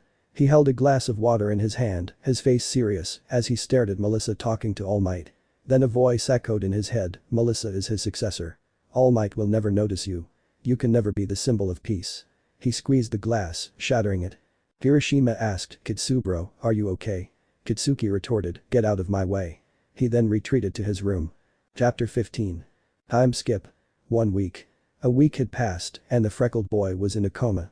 Afo never left his side, and Tamura visited him every time he returned from a mission his father sent him on. Also during this week, Erie was worried because she didn't know the green-haired boy's whereabouts. She thought he had abandoned her until she learned the truth. Flashback. The white-haired girl is seen in her room, staring at her door until it opened. At first, she was excited, thinking it was Izuku, but instead of the green-haired boy, Chisaki entered, making her sad. Chisaki. "Erie, get up. We'll start with your tests." But he saw that the white-haired girl didn't say anything. He didn't care until he saw her holding a plushie that the freckled boy had won for her. He thought for a few moments until he sighed. "Chisaki. You were waiting for him, weren't you?" But he didn't receive an answer, confirming his question. "He won't come." Making the white-haired girl, raising her head, "Erie. What do you mean he won't come?" In an agitated tone, Chisaki. 3 days ago he had to go on a mission where things got complicated. A hero attacked his brother, sending an explosion at him, and Izuku stepped in front of him, taking the attack and ending up in critical condition. "He might die." He said in a serious tone. The Yakuza had found out what happened since the number 1 villain had told him about it. Hisaki looked at the white-haired girl and saw that she was in shock. "Erie. And no, it's not true, he'll come back." While tears threatened to fall, Chisaki. "If that's what you want to believe, do it." Going towards the door, "We'll do your exams tomorrow." Leaving the place, the white-haired girl remained silent until she couldn't stand it anymore and burst into tears. End flashback. A green-haired boy can be seen in a machine while being watched by his father and the doctor. "Doctor? Are you sure about this?" Looking at the villain, Afo. "Do it." So the doctor pressed a button, causing a red liquid to travel up some tubes to the freckled boy. This liquid was a bit of Erie's blood, as Izuku was studying it to see if it could cure his father, but he still didn't know if it would actually work. Afo knew about his son's grades, so he took the risk that Izuku might wake up or disappear in the process. After a few hours, the liquid had been successfully injected, and they just had to wait for the green-haired boy's body to react. At first, Izuku began to convulse, which frightened Afo, but there was no turning back. The doctor quickly managed to stabilize him. "Afo. It worked." In a curious and worried tone, "Doctor. I don't know. We didn't do any tests beforehand. I wouldn't know if there are any side effects." The two began to talk, unaware that Izuku had opened his eyes. He activated his quirk and focused it on the glass, shattering it and drawing the attention of the two present. The first to approach was Afo, who hugged his son, who returned the embrace. Izuku. "Father, what happened?" Afo. "The heroes attacked you." Upon hearing this, everything flashed back to the freckled boy's mind, causing him to clutch his head in pain, which quickly subsided. Afo. "Izuku, are you alright?" Looking at his son, Izuku. "Damn heroes, I'll kill them." Wanting to leave, but his father stopped him. Afo. "Izuku, you're not recovered yet, and if you go alone, all you'll do is get caught." Making his son see reason, Izuku. "That's right, I'm sorry." Falling to his knees, head bowed, seeing this, his father signaled to the doctor to give him some time alone, and the doctor left. Afo then stood at the same level as Izuku. Afo said to his son, "Izuku, listen to me. The heroes will pay for what they did to you, that's for sure. But you have to recover. Remember what I told you when I told you about what I was planning to do." Izuku replied that the three of us will do this together as a family. Remembering that day when his father summoned him and Tamura when they had turned 13 years old, Afo said, exactly. We'll do this as a family. He smiled at him. Izuku asked, by the way, Dad, how long was I unconscious? He asked worriedly. Afo replied, a week. Izuku exclaimed, a week. He laughed at his son's reaction. Afo said, don't worry, you didn't miss a thing. He chuckled at his son's reaction. Izuku asked, okay. By the way, where's Tamura? Afo replied, he's in his room. The freckled boy thanked him and left the room. On the way, he encountered Kurogiri, the purple mist, who didn't hesitate to hug the green-haired boy, who returned the embrace. After a short chat, he went to his brother's room.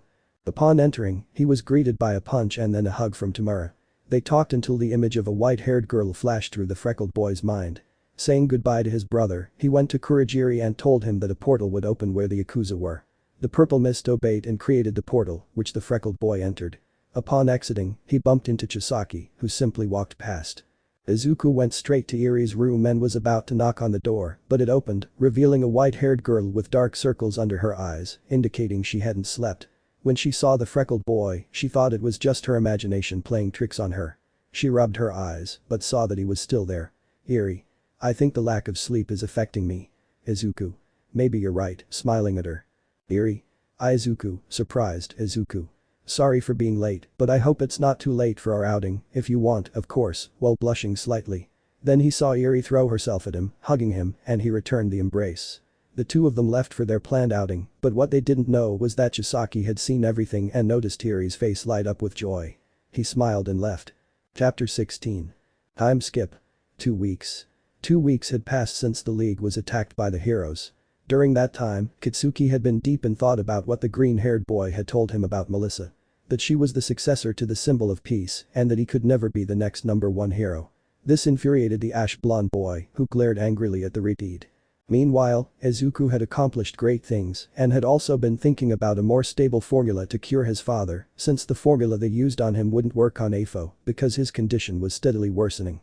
This had kept the freckled boy away from the Yakuza to tend to his father. In a room, 3 people can be seen. Afo and his 2 sons. Izuku. Why did you call us, father? Has your situation worsened? In a worried tone, Afo. It's not that. I called you because there's something important I want to tell you, especially you, Izuku. Izuku. Me? Surprised, Tamura. So the day has finally arrived. Remembering what he talked about with his father. Flashback. Tamura could be seen in the bar talking to Kurogiri. Suddenly, a screen lit up revealing Afo, who wanted to speak with him as soon as possible. Kurogiri opened a portal through which Tamura entered, emerging towards where his father was. Tamura. Is everything alright? Approaching his father, Afo. Tamura, please take a seat. Said in a serious tone, Tamura. Of course. Sitting in a chair, now, can you tell me what's wrong? Why so serious? Somewhat worried, Afo. Tamura, I want you to have all for one. Tamura. What? Surprised and almost shouting, Afo. As you heard, I want you to be the successor of this power. What are you saying? Looking at his son, Tamura. What am I saying? Well, still in shock, I feel flattered, but I can't accept it. Calming down, Afo. I see. And may I ask why? Curious tone, Tamura. I am not worthy to wield your power. That's why I want you to give it to Izuku. He is intelligent and will know the right way to use your quirk. He will make you proud. Said with pride and happiness, Afo. I understand. In a few days I'll call Izuku to propose the same thing I did to you and I want you to be there because knowing Izuku, he won't accept it so easily. Tamura. Of course. Leaving the place and flashback. Tamura saw his father, who simply nodded. Izuku. The day of what? Somewhat confused while observing his father, Afo. Well, Izuku, you see, I want you to be the successor of All for One. Izuku. What? In a surprised tone, Afo. What you heard. I want you to have my quirk. And what are you saying? Izuku. What am I saying? Well, I don't really know, but why don't you give it to Tamura? But he was interrupted by the aforementioned Tamura. Izuku, I agree that you should have All for One. There's no one else who deserves it more than you. You're intelligent and besides, you'll know how to use it better than I would. While giving the freckled boy a light tap on the shoulder. The freckled boy looked at his brother and then at his father, so he sighed and put on a determined face. Izuku. Okay, I accept being the wielder of All for One. Afo. I'm glad to hear that. Smiling, Izuku. I promise I won't disappoint you. Afo. I know you won't. Thus the number one villain extended his hand until he touched his son's head and red rays began to appear, completely covering the freckled boy who let out groans of pain, falling to the ground unconscious. Afo. Tamura, I want you to get some quirks. Tamura. Are you sure about this? A little suspicious, Afo. Don't worry, I'll be fine. Tamura. Okay. Thus the villain used what little remained of All for One to pass on some of his quirks to his son, causing Tamura to fall to the ground, as did the freckled boy. At that moment, Afo pressed a button that, in a few minutes, appeared as purple mist. Afo. Kurogiri, I want you to take them to their rooms so they can rest. He said it in a tired tone. Kurogiri. Of course. Well, picking up the two boys, but before leaving he turned to look at his boss. Sensei, can I get you anything? Afo. Just some tea. While getting comfortable in his chair. Kurogiri. Of course, I'll bring it to you in a moment. So, leaving with the two boys, well elsewhere a white-haired girl could be seen looking at a photo of the freckled boy that she had taken with him. Then I heard the door open, revealing the Yakuza, who seemed somewhat serious. Overlord. Erie, there's something I want to talk to you about. He spoke in a serious but calm tone, which surprised the white-haired girl, as he sat down on the bed. Erie. What is it? A little curious, Overlord. It's about Izuku. As he said this, he saw Erie's eyes widen and her face turn worried. Erie. Is he okay? Did the heroes attack him again? Angrily, Overlord. No, it's just that I've noticed you smile when he's around. Do you like him? He said this seriously. Erie. Why are you asking me that? She tried to hide the blush that appeared on her face. Overlord. Sighing, I see. He got up from the bed. Get some rest. It's getting late. He left the room. Upon leaving the white-haired girl's room, he sighed and began walking down the hallways. He headed to the elevator and went up to the rooftop where he lit a cigarette, standing at the railing at the edge while gazing at the moon. Overall. Erie is no longer a child, exhaling smoke. You would be proud of her when you see the woman she is, remembering Erie's grandfather. Chapter 17. The next day, a blonde boy with ash blonde hair was seen at UA. He woke up, got dressed, and prepared to start his day. His day passed normally. Training, surprise exams given by Aza with the usual routine for the explosive blonde. But he couldn't get what the freckled boy had said out of his mind. Unbeknownst to him, he was being watched from a distance by a purple-haired boy who had orders to monitor him and report back if everything was going according to plan. Flashback. A green-haired boy can be seen waiting for a purple-haired boy. Shinso. You wanted to see me, Izuku. Izuku. That's right. It's about Kachin's kidnapping. Shinso. I can't believe he was your friend. Remembering what the freckled boy told him, Izuku. The heroes will go to rescue him, there's no doubt about that. Shinso. So if you know, why are you going to do it? Izuku. That's easy. I'll play with his mind a little. Kachin has always wanted to be the number one hero, and now that he'll know about Ofa and who the next symbol of peace will be, Kachin won't accept it so easily. Shinso. I understand. Then we'll just have to wait. Looking at the green-haired boy who nodded, Izuku. Exactly. It'll be like a time bomb. We'll just have to wait for it to explode. Shinso. Okay, then I'll be going. I don't want to come back too late. Leaving, but before he did, he stopped and looked at the green-haired boy, Shinso. Wait, I almost forgot to tell you something. Izuku. Is something wrong? Shinso. I managed to get some information from Tartaro's prison. Izuku. Really? Surprised tone, Shinso. That's right, I managed to get a hero to give me everything I need. Handing him some documents, Izuku. Well, maybe this will be useful in the future. Shinso. Also, Almight has been training his successor harder. From the battles my class has had against his class, she's improved quite a bit. Izuku. That is a problem. Serious tone, well, for now, just keep an eye on Kachin.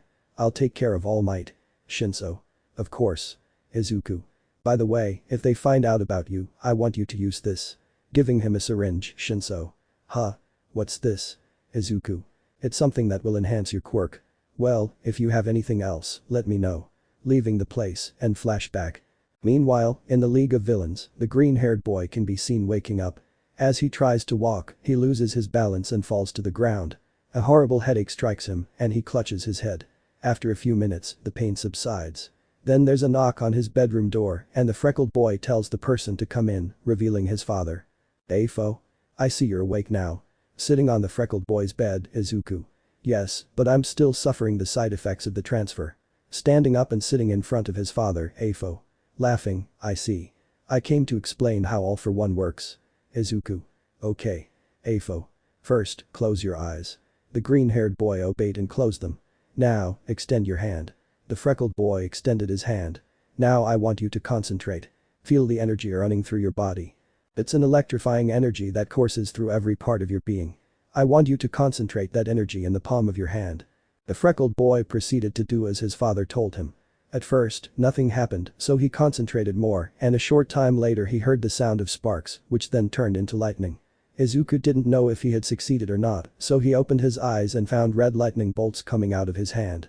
He saw his father, who had a smile on his face, but upon seeing it, he lost his concentration, causing the lightning to disappear. Afo? Excellent, you managed to activate all for one. Izuku. Father, I have a question. Looking at his father, who simply nodded, to obtain the quirks of my enemies, to give someone a quirk, or if I want to activate a specific quirk, what should I do? Afo. Well, if you want to obtain someone's quirk, you just have to imagine taking it from them.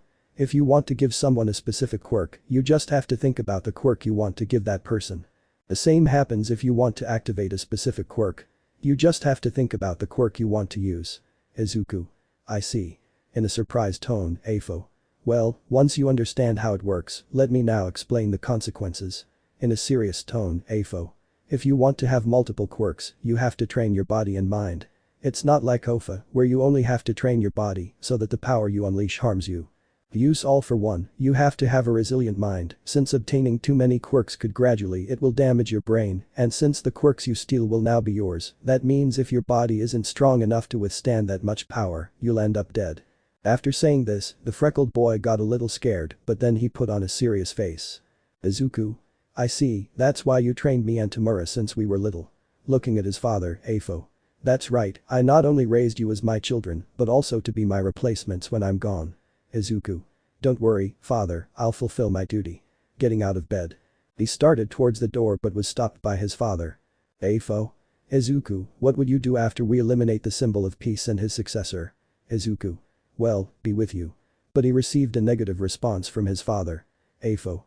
Izuku, you have to know that a day will come when I'm no longer here and you and Tamura will have to go your separate ways. So tell me, what will you do when all this is over? Izuku. I don't know. The green-haired boy had no idea what to do when all this was over. His entire life, his only purpose, had been to fulfill his father's dream, but what would he do afterward? The villain saw that his son didn't have a clear answer, so he spoke. Afo. Don't worry, you don't have to answer me right now, take your time, receiving a nod from his son. Chapter 18. The freckled boy didn't dwell on the matter and retreated to where the Yakuza were. Upon entering, he went to Erie's room, but she wasn't there, so he went to look for Chisaki. When he found him, he was surprised by what he was doing. The Yakuza was teaching the white-haired girl how to use her quirk. When the white-haired girl noticed the freckled boy watching her, she became a little nervous. This was noticed by the Yakuza, who sighed. Chisaki. Erie, I think that's all for today. Get some rest. Leaving the area. But before leaving, his gaze and Izuku's met, and as they left the place, the green-haired boy approached the girl to talk. Izuku. What's gotten into him? A little confused by the Yakuza's attitude, Erie. I don't know, but he doesn't treat me badly anymore. While smiling at him, Izuku. I see you're training your quirk. Erie. That's right, but I still can't quite get it. She said, looking at a cage where there was an animal, Izuku. But you won't always depend on your quirk, you know. You have to learn hand-to-hand combat. Erie. Hand-to-hand combat. Somewhat confused, Izuku. If you want, I can teach you. Erie. Really? Somewhat excited, Izuku. Sure. So the freckled boy began training the white-haired girl. He also taught her how to use firearms and melee weapons. Erie learned quickly, but sometimes she would ask the freckled boy if he could explain again when firing a weapon. The freckled boy didn't refuse, so he stood behind Erie and took her hands. This caused a slight blush to appear on the white-haired girl's face. She could feel the freckled boy's heartbeat beating calmly. Erie liked being in the freckled boy's arms and took advantage of every opportunity to pull him close. When Izuku saw that Erie had already mastered firearms and melee weapons, he helped her control her quirk. At first, there were no positive results, as all the guinea pigs they used ended up disappearing due to Erie's quirk. Izuku carefully analyzed Erie's quirk to formulate a hypothesis about how it probably worked. He noticed that Erie always got nervous when using it. Her quirk, so she had an idea. Izuku. Erie, calling the white-haired girl's attention, Erie. Yes. Looking at him, Izuku. I want you to try your quirk on me. While getting down to the same height as the girl, Erie. Are you sure? A little scared, Izuku. Relax, I know you can do it. While taking a knife and making a small cut, Izuku. I know you can do it. Giving her a smile, Erie. Oh okay. Still not very convinced about whether to do it or not, Erie. I can do it, I can do it. She said it in her mind. So he extended his hands over the freckled boy's wound and closed his eyes, concentrating solely on healing him. The thought crossed his mind that he might fail and end up killing the green-haired boy. Just thinking about it made his quirk begin to unbalance. But then he felt someone touch his head, opening his eyes to see that it was the freckled boy. Izuku. Relax, I trust you. Reassuring the white-haired girl, Erie. Nodding her head. She focused again, and a light enveloped the freckled boy's hand. As the wound disappeared, it was gone. The white-haired girl was so happy that she grabbed his face and kissed him.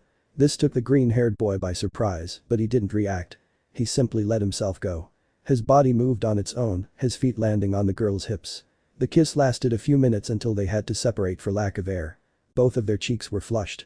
Just then, Chisaki entered, startling both of them. Chisaki. Hey Izuku, noticing that he and Erie were blushing, did something happen? In a questioning tone, Izuku Erie. No, nothing happened, while laughing nervously, Chisaki. Whatever, while not paying attention to the matter, Izuku, your father sent you this, handing him an envelope, Izuku.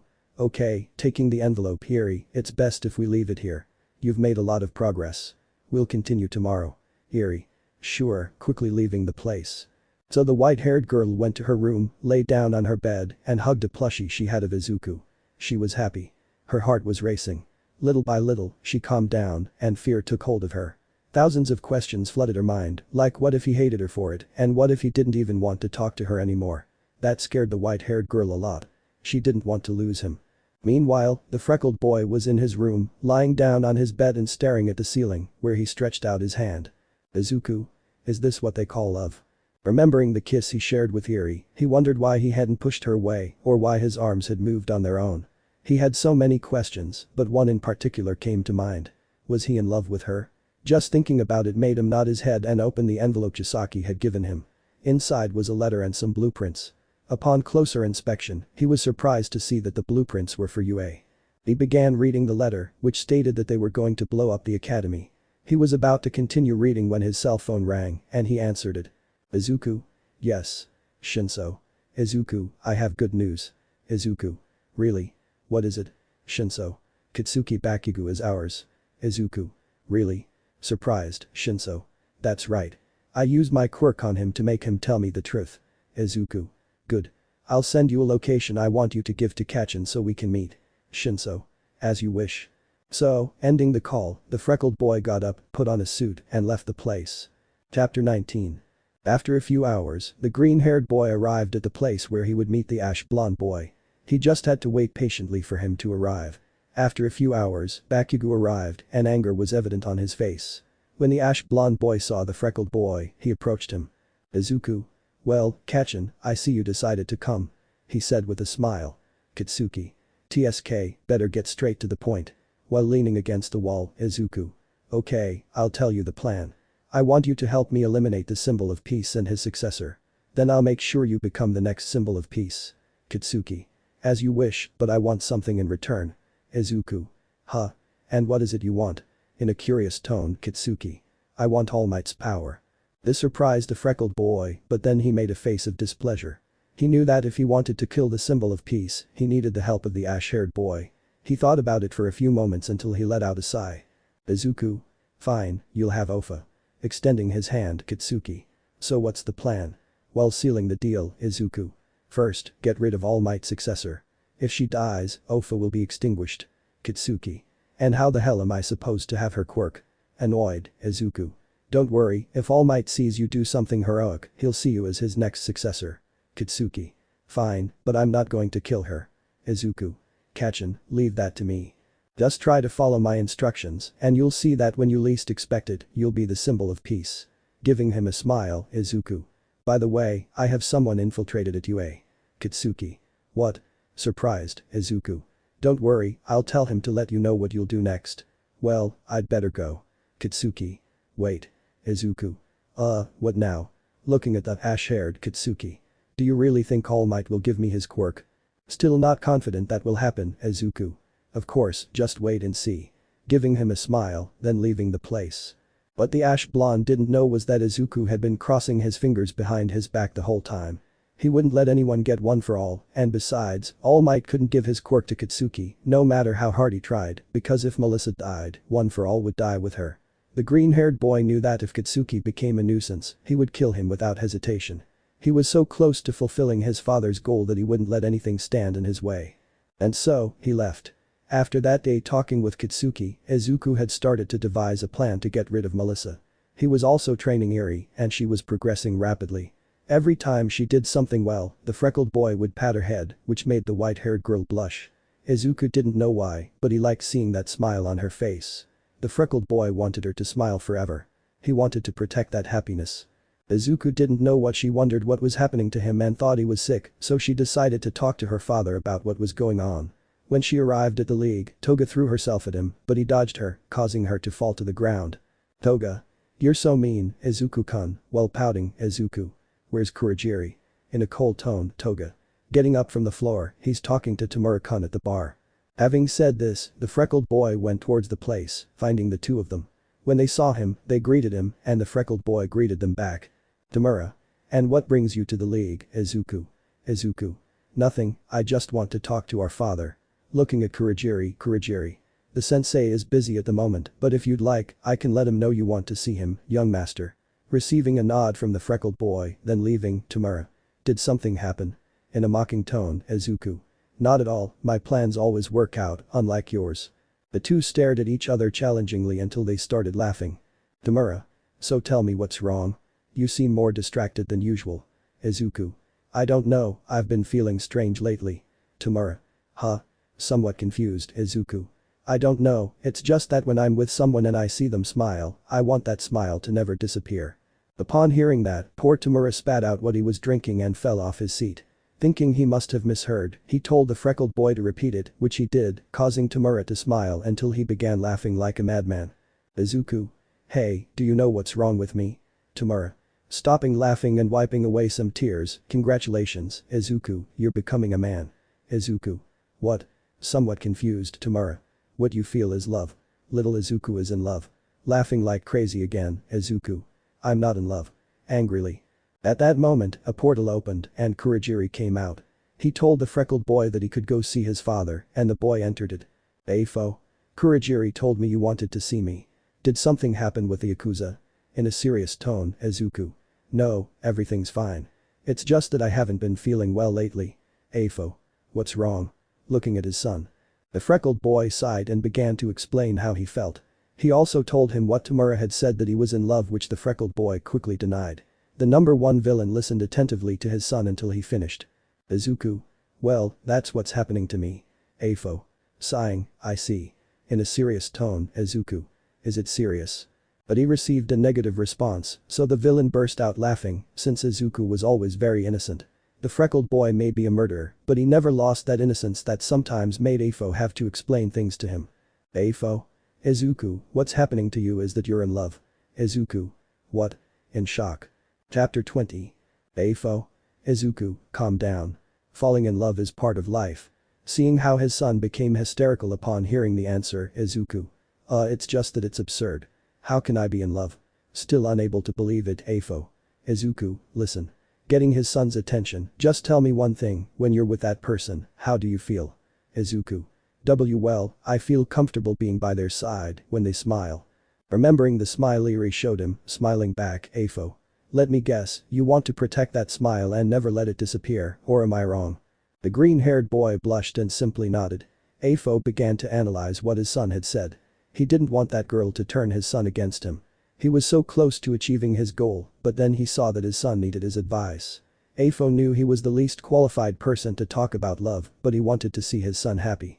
Truly, when the freckled boy came into the life of the most feared villain, he changed him completely. Afo. Izuku, if that girl is special to you, protect her. Izuku. Are you sure? He said hesitantly, not wanting to disappoint his father because of a feeling. Afo. Yes. Izuku. But what if she doesn't feel the same way about me? He said sadly. Afo. You'll never know if you don't tell her how you feel. When you're clear about your feelings, you'll know what to do. He said in a fatherly tone. Izuku. Dad, can I ask you something else? He lowered his head. Afo. Okay. He looked at his son. Izuku. How did you confess your feelings to mom?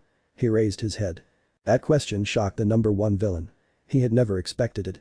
He noticed his son anxiously awaiting his answer. Afo pondered for a few minutes, searching for the right response to give Izuku.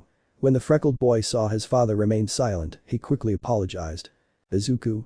I am sorry, I know talking about mom is difficult for you, it's just that I never met her, but I know she was amazing, just like you've told me. The villain got up from his seat and went to his desk where he opened a drawer and took out a photo, then went to where his son was looking at him somewhat confused. Afo extended his hand with the photograph to his son, who took it. Izuku? And this? Looking at the photo. The photo showed a green-haired woman smiling happily while holding a baby. Afo? Izuku, she was your mother holding you when you were born. Upon hearing that, the green-haired boy was so surprised he almost dropped the photo. Izuku. As she was mom, while looking closely at the woman, she's beautiful, while a tear ran down his cheek. Afo had that photo of the freckled boy's mother because Kurogiri told him that the green-haired boy needed to know who his mother was. So, the number one villain ordered the purple mist to find a photo of the green-haired boy's mother. Kurogiri spent 4 years searching for any information about the green-haired boy's mother, since, without her name, it was impossible to find her. Afo had described the freckled boy's mother to the purple mist, which made the job a little shorter. Kurogiri spent night and day trying to find her until, on a hospital security camera, he saw the woman matching Afo's description, thus managing to obtain the photo. Afo? You'd better go back to the Yakuza. Izuku. You're right.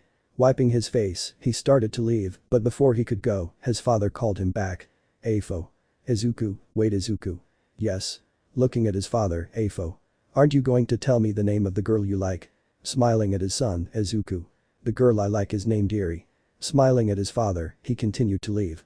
The answer left the villain more than surprised, but then he couldn't help but smile. Well, with the Yakuza, Erie and Overall can be seen talking. Overall. So you like that brat, don't you? In a serious tone, receiving a nod from the white-haired girl who had a blush on her face.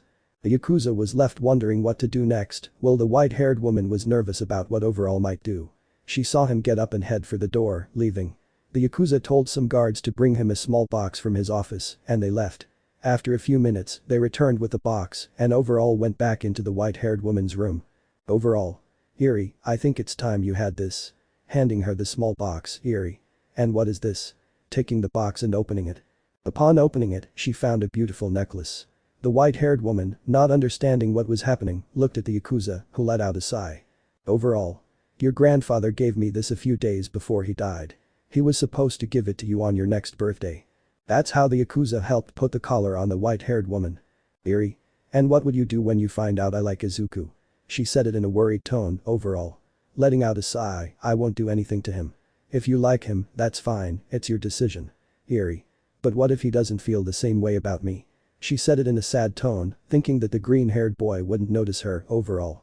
You'll never know if you never tell him how you feel. While looking away, Erie. Can I ask you a question? Overall. As you wish. Erie. Why are you being nicer to me? Overall. Because I remembered the promise I made to your grandfather to take care of you. Besides, I hope this makes up for all the harm I've done to you. Well, I have to go. And so he left the place, leaving a surprised blonde woman behind. Chapter 21. A week has passed since Izuku spoke to his father about his feelings for Erie.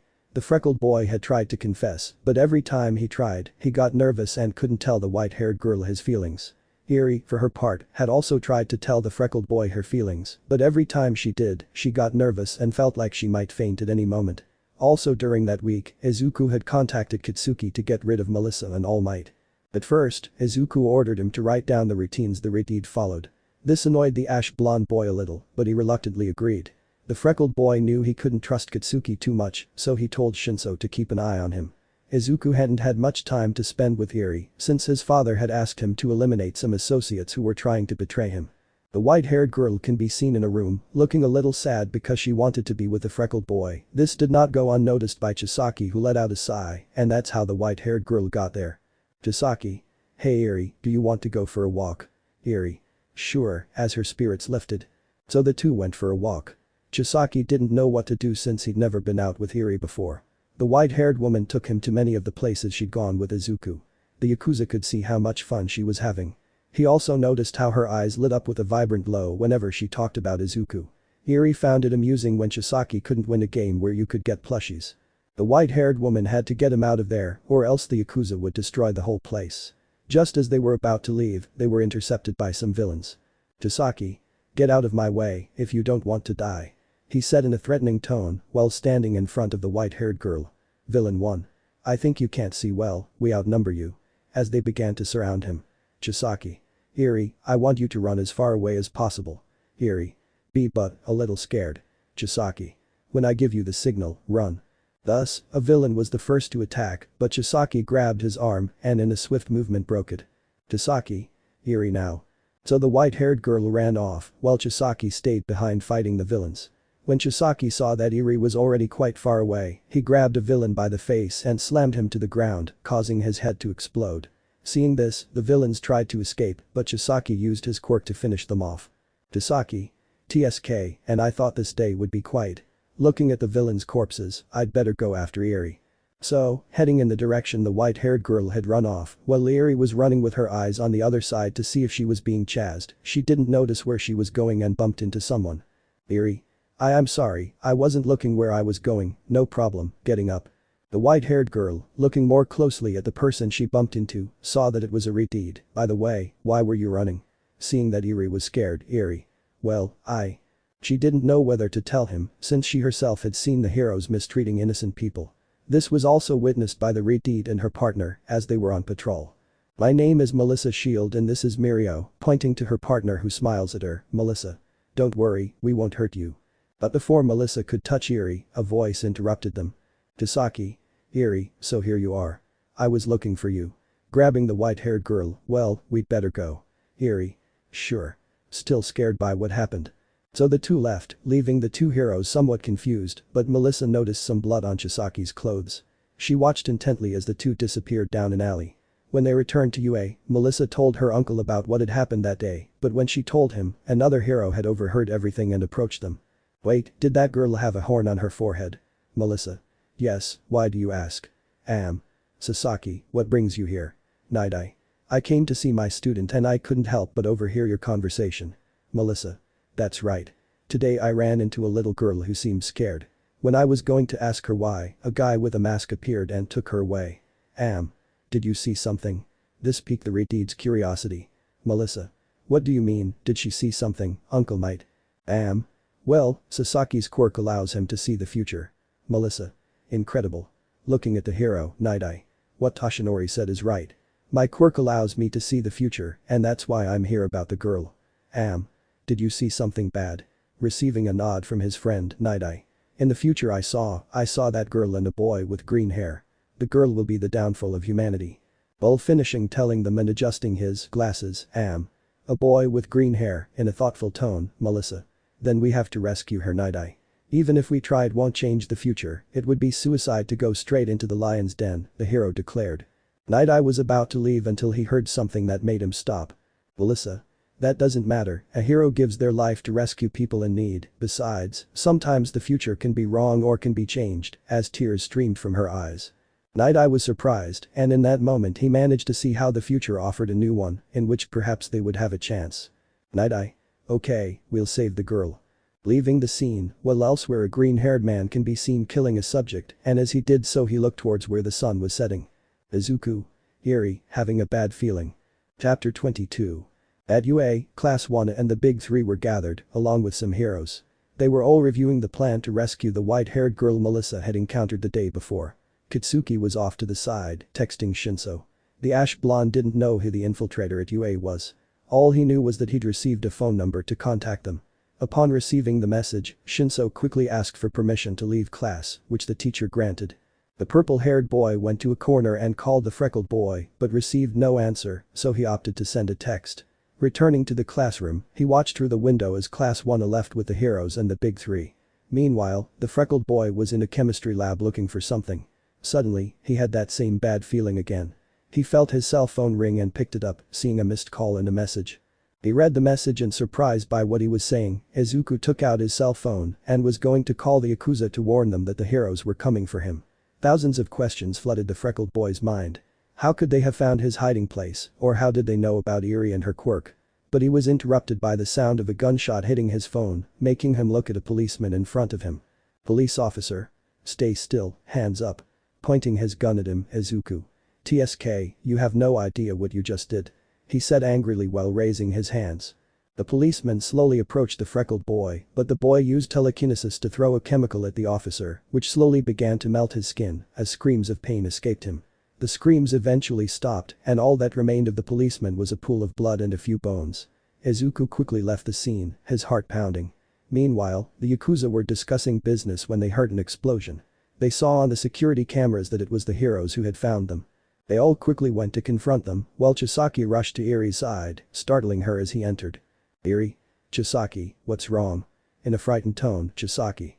"Erie, you have to go, the heroes have found us." As he grabbed a little girl's hand and they left the place. So everything happened as in the original story, except that Erie watched as Chisaki was beaten in an attempt to rescue her, according to the hero's perspective. Whenever Erie strayed from the heroes, they assumed she was being controlled by some mind control quirk. Erie was on Melissa's back, watching Chisaki fight the Deity to get her back. An enormous rage surged through the white-haired woman. She noticed a knife in her pocket and without thinking, she stabbed the Deity, who let out a scream of pain, only to see Erie whispering in her ear. "Erie. I won't let you hurt him anymore," stemming the knife deeper into him. Chisaki took advantage of this and grabbed the white-haired girl, punching Melissa, who fell to the ground trying to stop the bleeding. "Sir Knight, I saw a future where heroes died at the hands of a green-haired man accompanied by two other people, a light blue-haired man and a white-haired woman. Sir Knight, the heroes will lose," as he breathed his last, thus dying. The heroes were stunned, but then a person fell from the sky, raising a cloud of dust that caused everyone to take cover. As they dispersed, they all saw a green-haired figure. He looked in one direction, specifically where a gray-haired boy stood, and nodded. Kitsuki understood what he had to do, so he approached a column and triggered an explosion, causing the entire building to collapse and everyone to flee. As the building crumbled, the freckled boy approached Chisaki and Erie. Chisaki was injured and could barely stand. "Erie?" Izuku, hugging him, "Izuku. Sorry for not arriving on time," while also hugging her. Just then, a piece of the roof was about to fall on them, but Chisaki protected them, holding up the piece of roof. Chisaki. "Hey, brat." Looking at the freckled boy, Izuku. "Yes. Chisaki, get her out of here and promise me you'll make her happy." "Erie. What do you say? Come with us." Not wanting to leave the Yakuza, Izuku. "I promise." Chisaki. "Erie, I hope you forgive me. I was supposed to protect you, but instead I just used you like a lab rat. But now I'll keep my promise to protect you and make sure you're happy." Giving her a smile, "Now get out." No longer able to bear the weight. The freckled boy grabbed the white-haired girl and started to leave, but Erie refused to let him. She watched as more rubble fell, crushing him beneath it. The freckled boy headed to the league to tell his father what had happened. When he arrived, Erie said nothing and simply went to a room Afo had given her. Izuku felt guilty for not arriving in time. Meanwhile, at UA, the symbol of peace was in shock upon hearing that his niece had died. He fell to his knees, tears streaming down his face, pounding the floor until his hands bled. In a room at UA, the ash-blonde boy sat on the edge of his bed, holding his head, trying to process what had happened. He didn't know why, but he felt terrible. He knew that if he didn't eliminate the Deity, he could never be the #1 hero. Kitsuki wanted to be the symbol of peace, but he didn't want to achieve it by killing someone. That day, both sides had lost something. Chapter 23. The week had passed since the heroes captured the death precepts and the murder of Melissa Shield, the successor and niece of the symbol of peace. Almight was investigating his niece's killer, vowing that when he caught him, he would make him pay. The symbol of peace had become so obsessed with his niece's murder that he even went days without sleep. He was also determined to fulfill Melissa's dream of rescuing the white-haired girl. Meanwhile, in the League of Villains, Erie had changed somewhat, now harboring resentment towards the heroes. She had also met almost all the members of the league, including the leader, who, upon seeing the girl his son had fallen in love with, accepted her as a member. The white-haired girl couldn't help but blush when she heard one of the members talking about her and Izuku. She was heading to the main hall when she saw Izuku talking to Tamara. She approached him to greet him, but then she saw a blonde girl dressed as a schoolgirl hug the freckled boy, provoking something inside her that she didn't like, so she carefully approached them to see what they were talking about. "Toga. Izu baby Izuku. I see you're back Toga," in an indifferent tone, "Toga. That's right, and there were no problems," smiling. But then Dabi entered the room, looking annoyed as he held his arm. "Dabi? Yeah, sure, if by no problem you mean you couldn't control yourself when you killed that guard and they set off the alarm, not to mention I got shot, then there was no problem at all." As he went to have the bullet removed from his arm, "Toga. Those are trivialities, nothing important." As she smiled playfully. At that moment, Toga noticed Erie letting go of the freckled boy. "Toga. And who's this?" Looking at Erie, Izuku. Oh, Erie, I didn't see you arrive. Well, let me introduce you. Toga, this is Erie, the creator of the anti-quirk bullets. Erie, this is Toga, the crazy one from the league. Toga. Hey. Pouting. Erie appeared and approached Tamura, saying something to him, to which the blue-haired man simply nodded and stood up, approaching his brother. Tamura. Izuku, our father wants to speak with us. In a serious tone, Izuku. I understand. Well, girls, I'll be going. Erie, I'll see you later. Erie. Sure. Smiling at him. So the two boys left, leaving only the two girls, who stared at each other. Erie didn't know why she got angry when Toga hugged the green-haired boy, but her thoughts were interrupted by the blonde. Toga. So you like Izu baby? Smiling, Erie. Well, Toga. Don't worry, I've never actually seen Izuku smile, but you're not a child to be in love. Erie. I'm not a child, I'm 15 years old, it's just that I'm still developing. While looking away, Toga. And tell me, what's your quirk? Erie. My quirk, well, it's hard to explain. Toga. Well, I have nothing to do. So the two girls went off to talk while the freckled boy sat with his brother while their father watched them. Izuku. Dad, why did you call us? In a curious tone, Afo. I called you because the time has come. With that, Tamura and Izuku looked at each other and then smiled, for the day they had both been waiting for had finally arrived. Afo. We'll attack you in 2 days. Tamura. Why so soon? Somewhat doubtful, Afo. With the death of the symbol successor out of the way and the symbol of peace emotionally shattered, we'll take advantage of this opportunity to finish him off once and for all. Although I would have liked to obtain Ofa, it makes me feel at ease, knowing there will be nothing standing in my way anymore. While showing a smile, Tamura. I understand. I'll warn the other members. Izuku. I'll warn Shinso and Kitsuki. As they were about to leave, the villain began coughing until blood came out of his mouth. Izuku and Tamura saw this and became worried as they saw that their father was getting weaker every day and was hardly eating anymore. Izuku. Father, rest, we'll take care of everything. Afo. I know that already, after all, you'll be taking my place. He said weakly. Izuku watched as his brother clenched his fists and didn't blame him, since seeing your father in that state and not being able to do anything was very frustrating. So the freckled boy placed his hand on his father's head and red lightning enveloped him. After a few minutes, the lightning disappeared. Izuku. Don't worry, I swear I'll heal you. His father simply nodded and then the two young men left the place. Tamura. It's getting worse. Serious tone, Izuku. With the healing quirks I gave him, his pain will go away. Tamura. What about that brat? Izuku. You mean Erie? Receiving a nod, Tamura. You think she can heal him? Izuku. I don't know the limits of her quirk yet, but I'm sure she can heal him. Tamura. You have a lot of faith in her. This made the freckled boy nervous. Tamura. But if you trust her, I will too. I just hope that brat doesn't fail. Totally serious, Izuku. She won't. I've been helping her control her quirk and I'll be with her when she heals our father. Tamura. As you say, just don't make a mistake. Izuku. I never have. This made Tamura smile as he knew his brother and then he left. The freckled boy had called the purple-haired boy and told him what they were planning. He put his phone away and went to look for Erie, but he couldn't find her, so he approached Kurogiri. Izuku. Uncle Kurogiri, have you seen Erie? Kurogiri. I saw her leaving with Toga towards her room. Izuku. To her room? A little surprised, but didn't think much of it. Well, I'll go see her. Thanks. So the freckled boy went towards the Retied's room.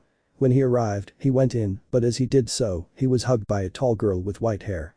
Chapter 24. The freckled boy was surprised, but then he broke away from the hug and looked closely at the girl. Izuku. Erie, is that you? Erie. Yes, don't you like it? Izuku. And no, it's not that, it's just that how did you get so big? Erie. Well, I just thought about getting big and a light enveloped me. Flashback. Erie and Toga can be seen talking about girl stuff. The white-haired girl got along well with the blonde and discovered that she wasn't interested in the green-haired boy, but rather saw him as a brother. Then Toga asked the white-haired girl something. Toga. Hey Erie, how does your quirk work? Erie. Well, I don't know the true potential of my quirk yet, but what I've been told is that my quirk is called Rewind. She made a flower seed grow until it withered and then turned it back into a seed. Toga. Incredible. And why don't you use your quirk on yourself to grow your body? Because you look like a little girl like this. Besides, I bet Izu baby will like it. Erie. You think so? Toga. Of course, I'm never wrong. Erie. Okay. So the white-haired girl thought about how to make her body grow without making a mistake and aging prematurely. She saw a clothing magazine and, looking at the model in the photo, stood in front of a mirror and began to follow the model's picture. Her horn began to glow and a light enveloped her completely. After a few minutes, the light dissipated, revealing a grown-up Erie. The clothes she was wearing were now too tight, so Toga gave her some of her own clothes to make her feel more comfortable. After she finished changing, there was a knock on Toga's bedroom door. When the door opened, the freckled boy appeared and Erie went to him and hugged him. End flashback. Izuku. I see, noticing that Erie was slowly beginning to understand how her quirk worked, what do you say we go out? Erie. I'd love to. So the two left while Toga told them not to do anything inappropriate, making them both blush. They left and went to see a movie. After the movie, they went to have fun somewhere else. As they passed by a room with televisions, the freckled boy noticed that although several weeks had passed since the Yakuza attack and the deaths of several villains, heroes, and students, Erie was saddened by this, as she still grieved the loss of the only family she had left. Izuku decided he would cheer her up. Over time, their relationship grew stronger, and Erie sometimes helped a green-haired boy on his missions. Meanwhile, at UA, a certain ash-blonde boy was beginning to feel remorse for what he had done. This didn't go unnoticed by Shinso, who could only continue to observe him. Elsewhere at UA, Almight had discovered a clue about who was responsible for his niece's death. At the crime scene, he found a green hair. Izuku was returning to the league with Erie, but he stopped halfway there, causing Erie to stop as well. Erie? Izuku, is something wrong? Izuku. Sighing, Erie, I want to ask you a favor. Serious tone, Erie. Of course. Smiling at him, Izuku. Erie, I want you to heal my father. He's getting worse every day, and you're the only one who can save him. The white-haired girl saw how the freckled boy couldn't help but clench his fists. She had never seen him in that state, so all she could do was hug him. Erie? Don't worry, I'll do my best. Giving him a smile, Izuku. Thank you. The two gazed at each other for a few minutes, their faces slowly drawing closer until they shared a kiss that would have lasted longer if not for their lack of air. The freckled boy could only smile. They held hands and continued on their way. 2 days passed as everyone prepared to attack UA. During this time, the freckled boy had built a suit that allowed him to unleash his full quirk without getting hurt.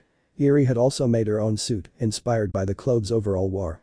Meanwhile, at UA, Shinso and Katsuki were preparing for the attack, but then Katsuki came to his senses and approached his teacher.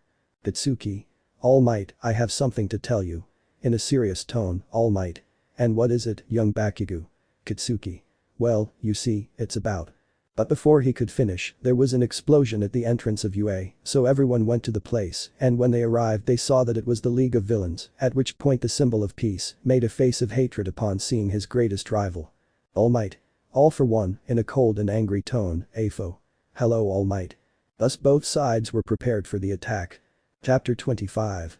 UA was a battlefield as heroes and villains fought without restraint. The fight had spread to the city. The pro-heroes tried to attack the number one villain, who was fighting the symbol of peace, but their efforts were futile as they were held back by Izuku and Tamura. Erie was helping Izuku by firing anti-quirk bullets at the heroes.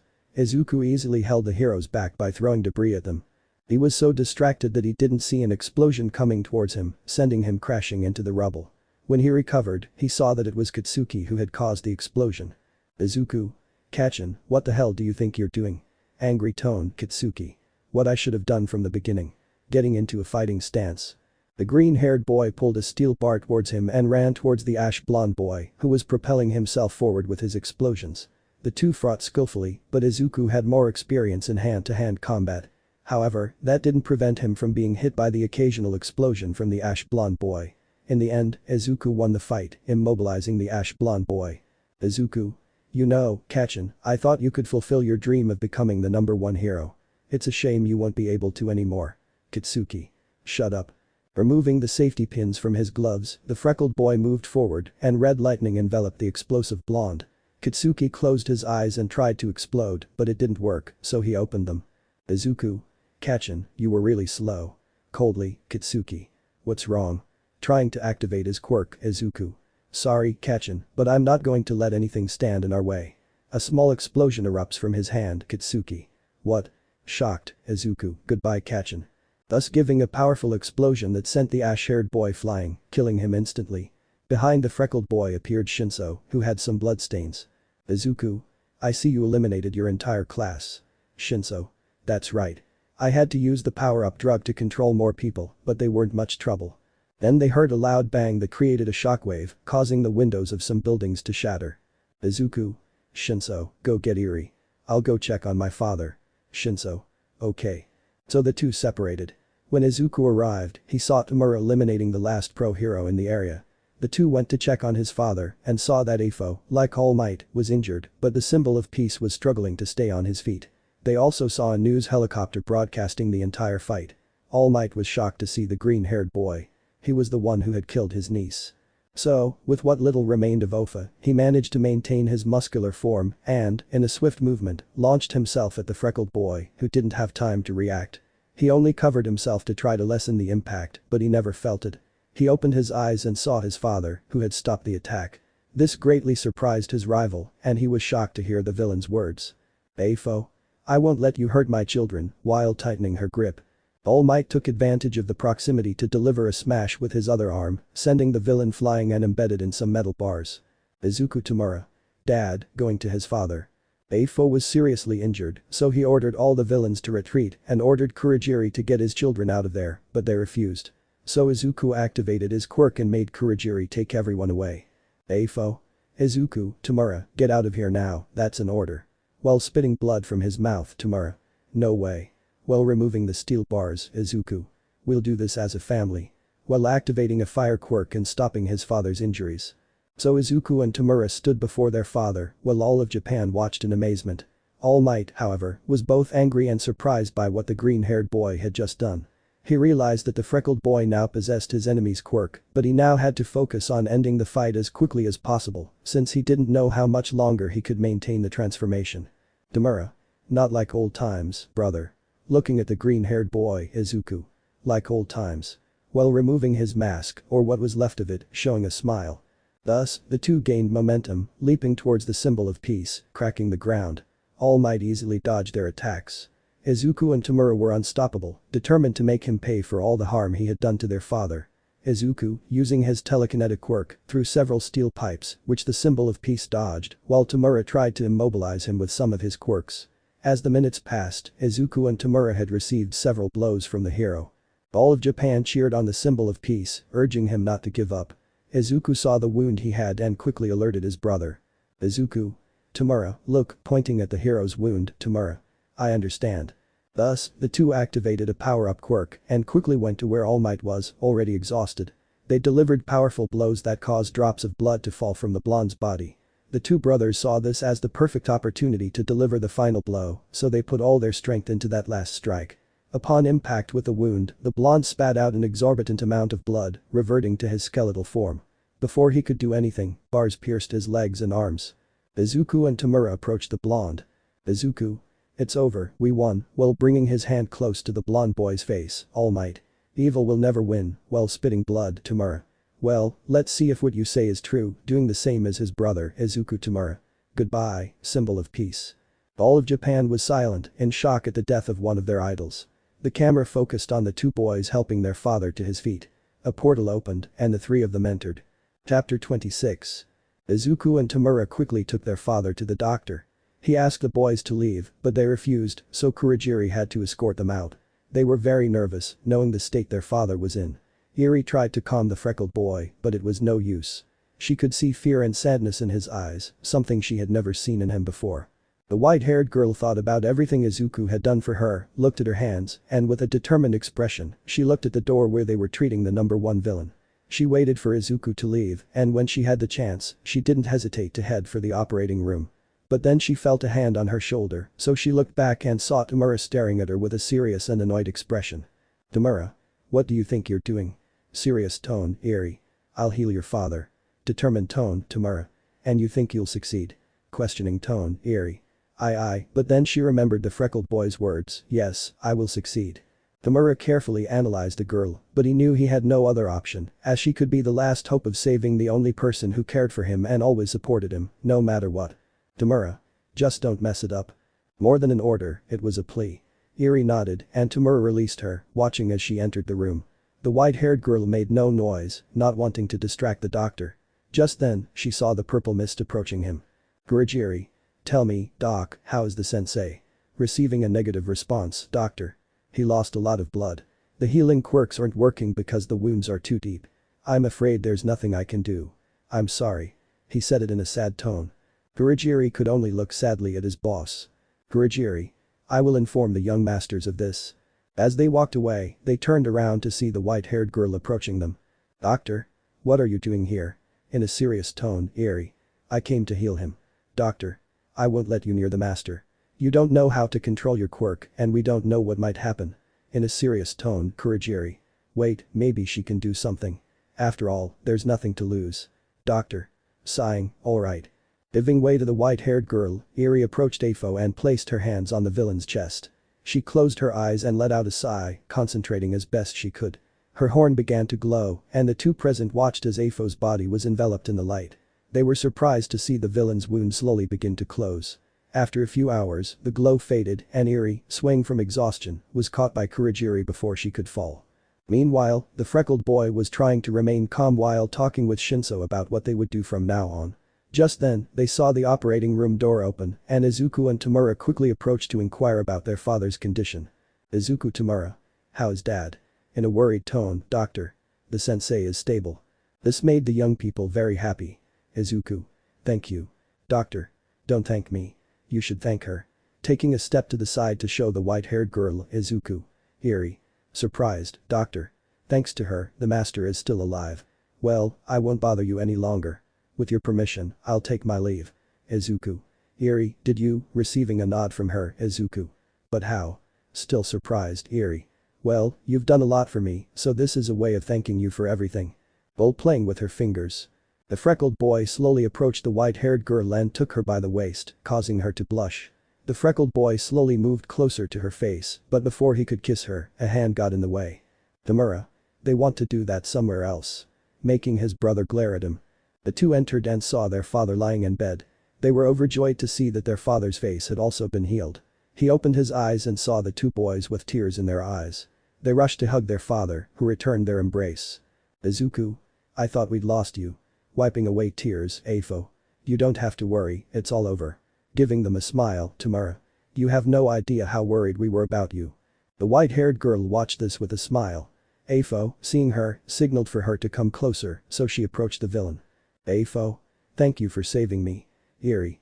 And it was nothing. A little embarrassed, Afo. Welcome to the family. Upon hearing that, Erie also joined the hug and the four of them chatted for a few hours until the doctor appeared to give him a quick checkup. He then asked them to leave, but before Izuku could exit, his father stopped him. Afo? Izuku. Yes, Father Afo. Take care of that girl, giving him a smile, Izuku. I will, returning the smile. Months passed, and the League of Villains had eliminated the heroes who stood in their way. Little by little, they began to create the world Izuku had promised everyone. During that time, Izuku proposed to the white-haired girl, who happily accepted. Upon learning of this, Afo congratulated the two young people, giving them his blessing. Izuku asked his brother to be the best man at his wedding, which he happily accepted. Meanwhile, in Tartaro's prison, a figure could be seen staring at the wall in a cell, wearing an anti-quirk collar. Two officers approached. Officer 1. Hey, come here. You'll be transferred to another prison. Officer 2. And don't try anything, Kaichisaki. Chapter 27. At the League, Toga, Erie, and Twice were discussing the wedding that would take place in a few days, while Izuku was talking with his father and brother about their future plans. Tamura decided he would lead the League, while Afo decided it was time to retire after so many years of planning his objective. Seeing that his sons were more than ready to take his place, he decided to leave it to them. Izuku, for his part, would help his brother with whatever he needed, but he wouldn't be as involved anymore since he and Erie had spoken and they had both decided to live normal lives. The freckled boy was thinking about giving his fiancée the best wedding gift, but he didn't know what. The green-haired boy had noticed that sometimes the white-haired girl looked sadly at a necklace she always wore. Then he thought of Chisaki, who had sacrificed himself for them both. The freckled boy left, but was followed by a purple-haired boy. Izuku? Is something wrong, Shinso? Shinso. Not at all, it's just that you seem a little stressed. Is it because of the wedding gift?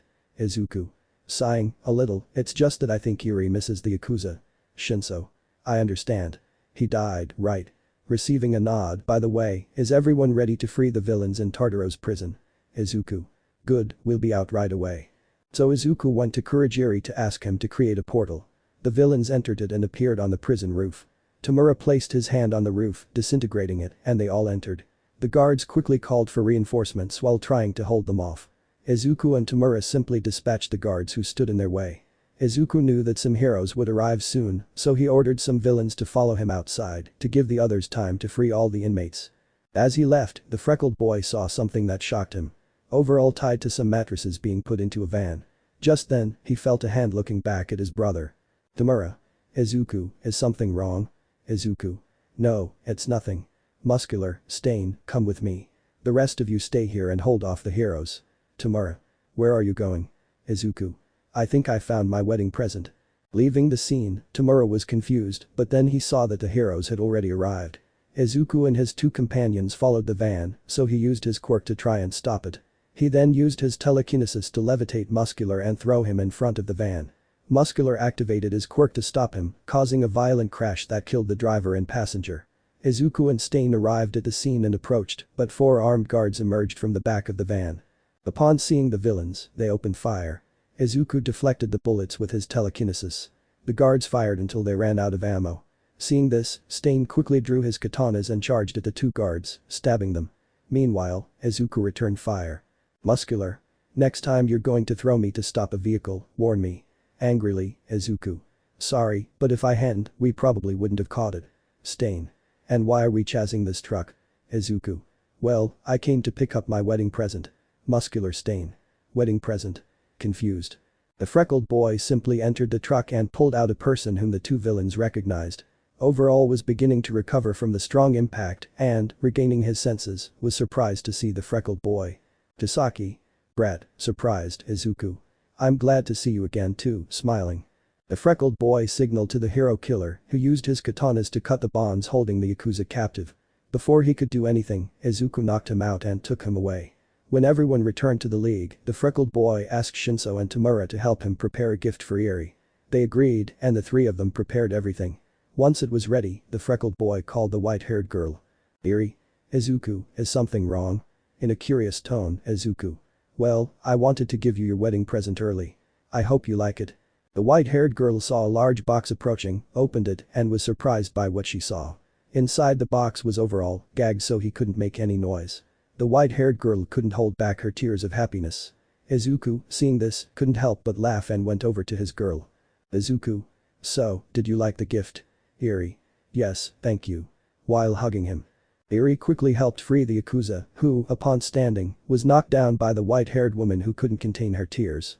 Overall could only stroke her head, looking at the green-haired man who simply nodded and moved away to give them some space. Erie told him everything that had happened while he was in prison. The Yakuza was surprised that the white-haired woman was going to marry the green-haired man. Seeing how happy Erie was, Chisaki decided to congratulate her, but upon hearing what Erie said, Chisaki was so surprised that he didn't realize he had opened his mouth. Erie. Chisaki, I was wondering if you wanted to be the one to leave me at the altar, she said it with some nervousness. The Yakuza didn't know what to say, but could only smile and stroke his head. Chisaki. I would like that, giving him a smile. Upon hearing this, Erie was overjoyed and embraced him. The wedding day had arrived. The ceremony took place in the forest at night under the moonlight. Everything was beautifully decorated, thanks to Toga and Twice's expertise. A path to the altar was illuminated by Dabi's blue flames. Both Izuku and Erie were nervous. Izuku stood at the altar awaiting his bride. When she entered, everyone stood. Chisaki escorted the white-haired girl to the altar where the green-haired boy awaited her. Once they were both there, Kurogiri began the ceremony. Kurogiri. Ladies and gentlemen, today we are gathered for the union of these 2 young people. Erie, do you take Izuku to be your lawfully wedded husband? Do you promise to love and cherish him in sickness and in health, until death do you part? Erie. I do. Kurogiri. And you, Izuku, do you take Erie to be your lawfully wedded wife? Do you promise to love and cherish her in sickness and in health, until death do you part? Izuku. I do. Kurogiri. Then, by the power vested in me, I now pronounce you husband and wife. You may kiss the bride. With that, the 2 kissed, followed by applause and cheers from the others. Tamura discreetly wiped away a tear, while Toga and Twice cried like little children. Time skip. 5 years. 5 years have passed since Izuku and Erie got married. Now they have a white-haired freckled child and live in a house by a lake. Afo retired and went to live in a house on the beach with his loyal servant, Kurogiri. Finally, the number 1 villain could enjoy a well-deserved rest. Tamura was now the new leader of the league, along with his right-hand man, Shinso. Finally, Chisaki also decided to retire and now lived in a house in the countryside. Everyone kept in touch and got together, especially for the birthday of the green-haired boy and the white-haired girl's son. Afo and Chisaki competed to see who was the best grandfather, which made everyone laugh. Let me know in the comments below if you guys want the next part. Also check out my other video that has been shown and left. Thank you for watching. If you enjoyed this video please like and share this video. And have a fantastic day. Bye.